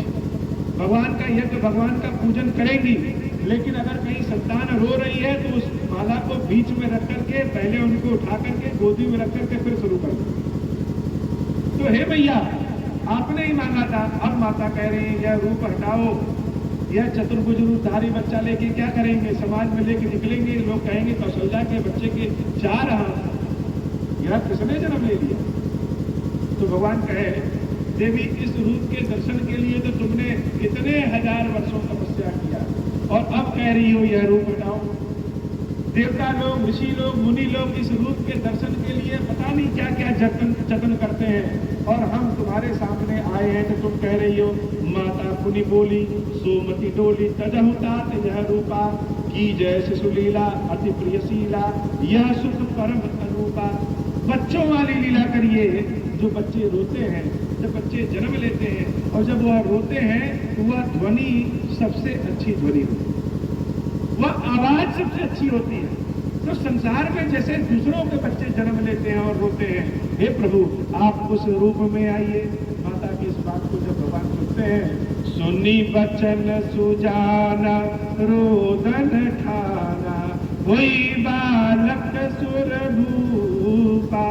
जब भगवान रोना शुरू करते हैं तो सब लोग जान जाते हैं कि कौशल्या अम्बा के पुत्र हुआ है, और चारों ओर हर्ष और आनंद की भावना आ जाती है। बाबा शंकर जी कहते हैं, यह चरित्र जे गावई हरिपद पावई, देन पर ही भवभूपा। भगवान के इस चरित्र को जो गाता है, जो जानता है, जो सुनता है, जो पढ़ता है, वह कभी मृत्यु और जन्म के चक्र में नहीं फंसता, और उसका जीवन भवसागर बड़े आराम से पार हो जाता है। विप्र धेनु सुर संत हित, लीन मनुज अवतार, निज इच्छा निर्मित तनु माया गुण गोपाल।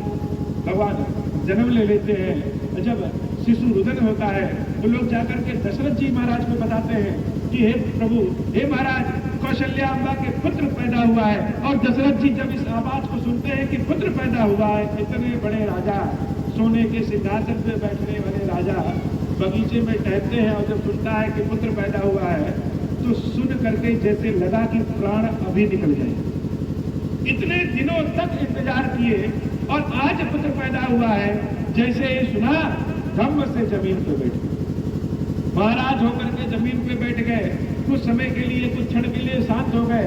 सारे लोगों ने उनको जगाया, प्रभु महाराज महाराज। तब वह उठे और आवाज नहीं निकल पा रही है। जाकर नाम सुनत शुभ होई। उनके मन में ऐसा आया कि जिसके बारे में सुनते ही इतना शुभ हो गया, मोरे गृह आवा प्रभु सोई। वह जो मेरे घर आए वह कौन है? वह भगवान ही है जो मेरे घर आए हैं। तो कौशल्या अम्बा ने कहा था कि हमें ईश्वर के बारे में कभी भूले ना। तो भगवान जब उनको जन्म देते हैं तो कौशल्या अम्बा कहती है कि नहीं, बच्चे के स्वरूप में आई। और दशरथ जी ने जो मांगा था कि हमको कभी याद ना आए कि भगवान आप भगवान है, वह सुनते ही उनको याद आ जाता है। कहते कि मेरे गृह आवा प्रभु सोई, जाकर नाम सुनत शुभ होई। वह मेरे घर भगवान ही आए हैं। और धीरे से कहते हैं, बोल नहीं पाते हैं, रोने लगते हैं कि बाजा बजा। चारों ओर उत्सव मनाया जाता है। उसी समय सूचना आती है कि देवी कैकेयी के एक पुत्र भरत जी पैदा होते हैं और देवी सुमित्रा के 2 पुत्र लखन जी और शत्रुघ्न जी पैदा होते हैं। 4 पुत्र जब पैदा होते हैं, महाराज दशरथ को धीरेश्वर महादेव जी के आशीर्वाद दिया जाता है कि हे दशरथ, तुम्हारी इच्छा पूर्ण होगी। और महाराज वशिष्ठ की आशीर्वाद से, गुरुदेव के आशीर्वाद से जो भगवान धीरेश्वर महादेव ने खीर प्रदान किया है, उस खीर के माध्यम से ही आज राम जग निवास प्रभु प्रगटे। ऐसे शंकर जी को बारंबार मेरा प्रणाम है। आज की कथा इतनी ही 1 दिवसीय कथा में रामचंद्र जी की संपूर्ण गाथा ना आप कह सकते हैं और ना आप सुन सकते हैं। लेकिन राम नाले के किनारे भी स्थापित है, शमशान में भी स्थापित है, मंदिर में भी स्थापित है। उस शंकर जी, उस वीरेश्वर महादेव के सामने अपने दुख को, अपने सुख को प्रकट करिए। महादेव जी ऐसी क्षमता वाले आपको बना देंगे कि कवन सो काज कठिन जगमाज। संसार में कोई कार्य आपके लिए असंभव नहीं है, लेकिन श्रद्धा और विश्वास के साथ। मानस लिखते समय तुलसीदास जी ने शंकर जी और पार्वती जी के बारे में लिखा है कि भगवान शंकर और पार्वती का रूप कैसा है? श्रद्धा विश्वास रूपिणो। हमारे मन की जो श्रद्धा है वही पार्वती है और जो हमारे मन का विश्वास है वही शंकर है। तो जहां श्रद्धा होगी वहां शिव जी दौड़े चले आएंगे और जहां विश्वास होगा श्रद्धा अपने आप आ जाएगी। तो शंकर जी के सामने अपनी बातों को कहिए। जो भगवान शंकर दे देंगे वह कोई नहीं दे सकता, और जो भगवान शंकर नहीं देंगे यह मान लीजिए वह आपके लिए अच्छा नहीं। हम जान नहीं पाते कि हमारे लिए क्या अच्छा है क्या नहीं। हम भगवान के सामने मांग लेते हैं, अभी तो हमारा पूरा हो गया, बाद में पता चला कि नहीं समझते हो। भगवान जो देंगे वही आपके लिए अच्छा। अब कलयुग में आने वाला समय बहुत बुरा होने वाला है। तो एक समय जब प्रलय आने वाला था तो विष्णु भगवान ने अपने भक्त वैवस्वत मनु कहते हैं उनको दर्शन दिया और कहा कि प्रलय आने वाला है। तो प्रलय आने वाला है तो तुम्हारे उपयोग की जितनी चीजें हैं सब एक बड़ी सी नाव बना करके उसमें रख लो। बहुत बड़ी सी नाव बनती है और उसमें महाराज हर चीज को रख लेते, ऋषियों को, मुनियों को, पेड़ पौधे के बीजों को, जानवरों को, मनुष्यों को। प्रलय घनघोर आता है और विष्णु जी मछली के रूप में आकर के उस नाव को पकड़े रहते हैं और जब प्रलय चला जाता है तो उसी वही लोग फिर से संसार को चलाते। तो कलयुग है, जैसे रविवार के बाद सोमवार, सोमवार के बाद मंगलवार आता है, वैसे कलयुग के बाद जब यह युग बदलेगा तो सोमवार सतयुग आने आना। तो कलयुग में आने वाला समय और कष्टकारी। इससे बचने के लिए जैसे मनु महाराज ने नाव बनाया था, वैसे ही क्षीरेश्वर महादेव की सेवा पूजा करिए। अब क्षीरेश्वर महादेव की सेवा पूजा करना महादेव का बहुत आसान है, कुछ नहीं करना, केवल एक मंत्र, ओम श्री राम। क्या मंत्र है? ओम श्री राम। सब लोग एक बार कस के बोलिए, ओम श्री राम राम। जब कहेंगे राम तो अंदर का सारा दुख बाहर निकल करके मुंह बंद हो जाएगा, फिर नहीं आएगा। तो ओम श्री राम कहिए और अपने घर में, घर छोटा हो बड़ा हो, मंदिर की जगह हो ना हो, एक ही कमरे का घर हो, वहां पे शाम के समय घी का एक दीपक जरूर जलाए। घी का दीपक जलाइए। हम सब लोग तो है, चाहे वह दीपक में इतने घी हो कि बस 2 मिनट जले, कोई बात नहीं। घी का दीपक जलाइए रोज, प्रत्येक शाम लगवाए रहे। हम जलाने लायक हैं जलाएं, नहीं जलाने लायक हैं बच्चों से जलाएं, घर के पिता भाई कोई जला ले, लेकिन घी का दीपक जलाएं। वह घी का जो दीपक जलेगा वही अग्नीश्वर महादेव, खीरेश्वर महादेव के स्वरूप। उसी दीपक को ही शंकर पार्वती मानते हैं। क्यों? क्योंकि अग्नि ही हमको भोजन देता है। हम भोजन पकाते हैं। जानवर और इंसान में क्या अंतर है? इंसानों को अग्नि के बारे में पता है, जानवरों को अग्नि के बारे में पता नहीं। वो कच्चा भोजन करते हैं और हम लोग पक्का भोजन करते हैं। वह दीपक ही आपके लिए खीरेश्वर महादेव है। और उनके दीपक को जलाइए। और एक हिंदी में प्रार्थना है, इस प्रार्थना की, जिसके बाद मोबाइल और फोटो खींच करके सबको दे देंगे, या फिर कभी मुलाकात होगी तो हम ले आएंगे। मेरे साथ इस प्रार्थना को आप लोग भी पढ़िए। हे भगवान शंकर, हे भगवान शंकर, आप ऋण सुनाई नहीं दे रहा, पातक दुर्भाग्य और दरिद्रता आदि की निवृत्ति के लिए तथा संपूर्ण पापों का नाश करने के लिए मुझ पर प्रसन्न होइए। मैं दुख और शोक की आग में जल रहा हूँ। संसार भय से पीड़ित हूँ। अनेक प्रकार के रोगों से व्याकुल और दीन हूँ। खीरेश्वर मेरी रक्षा कीजिए।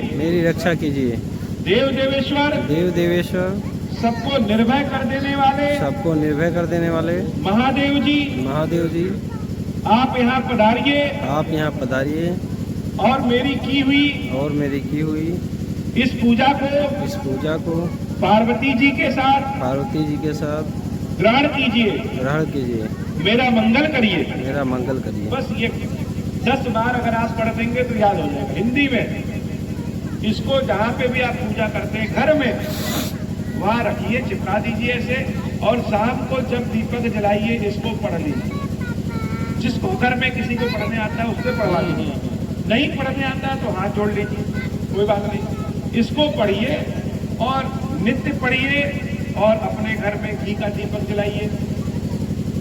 और अभी जो हम आपको अक्षत के रूप में प्रसाद देंगे, इस अक्षत का दूध में खीर बनाइए, बहुत ज्यादा नहीं, थोड़ा सा बनाइए। और खीर बनाने के बाद हर सोमवार को दीपक रोज जलाना है, प्रार्थना रोज पढ़ना है, लेकिन खीर कब बनाना है? हर सोमवार के शाम को अपने घर में खीर बनाइए। उसी दीपक को खीरेश्वर महादेव मान ही रहे हैं, उन्हीं को भोग लगा दीजिए। और खीर बनाते समय बड़े ध्यान से बनाइएगा। ध्यान का मतलब नहा धोआ के फिर नहीं, ये तो अपनी अलग बात है। ध्यान का मतलब कि हम खीर बनाते समय मन में जो विचार कर रहे हैं, अगर कोई दुख है उस दुख से निवृत्ति पाना चाहते हैं, अगर हम बच्चों को आगे बढ़ाना चाहते हैं, जो कामना चाहते हैं, वह कामना सोचते खीर बनाए।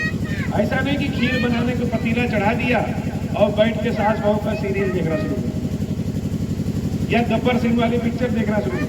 खीर जितने श्रद्धा भाव से बनाएंगे भगवान को वही खुशबू प्रिय। और उस खीर को खीरेश्वर महादेव को भोग लगाइएगा। बाबा स्वीकार करिए, जितने पाप हैं वह नाश होंगे, जो आपके मन की कामना है वह पूरी होगी। और ज्यादा दिन नहीं, 1 महीना केवल करके देख लीजिए, आपको न सुधार मिले तो न कोई ग्रह नक्षत्र बाधा करेगा, न कोई जादू टोना है। इस कलयुग में कुछ नहीं है। कलयुग में केवल राम नाम का आधार है। तो राम नाम का आधार क्या है? ओम श्री राम। ओम श्री राम का मंत्र सुनाइए, बैठे बैठे ओम श्री राम, ओम श्री राम, ओम श्री राम, और खीर का भोग लगा दीजिए। बस कितने का।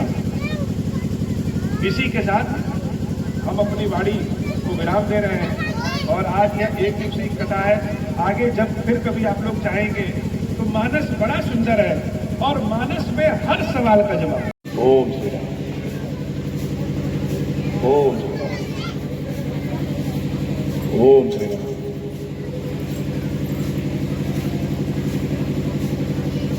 ओम श्री राम, मनीष ओम श्री राम, ओम श्री राम, ओम श्री राम, ओम श्री राम, ओम श्री राम,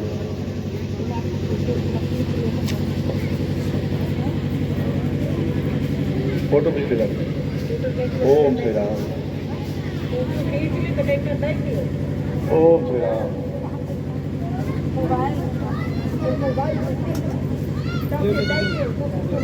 हम फिर भिजवाएंगे। ओम श्री राम, ओम श्री राम, ओम श्री राम, ओम श्री राम, ओम श्री राम, रख दीजिए उन्हें। यहीं पर रख लो, ओम यहीं श्री राम, पर रख लो, ओम खत्म श्री कर। राम, ओम श्री राम, ओम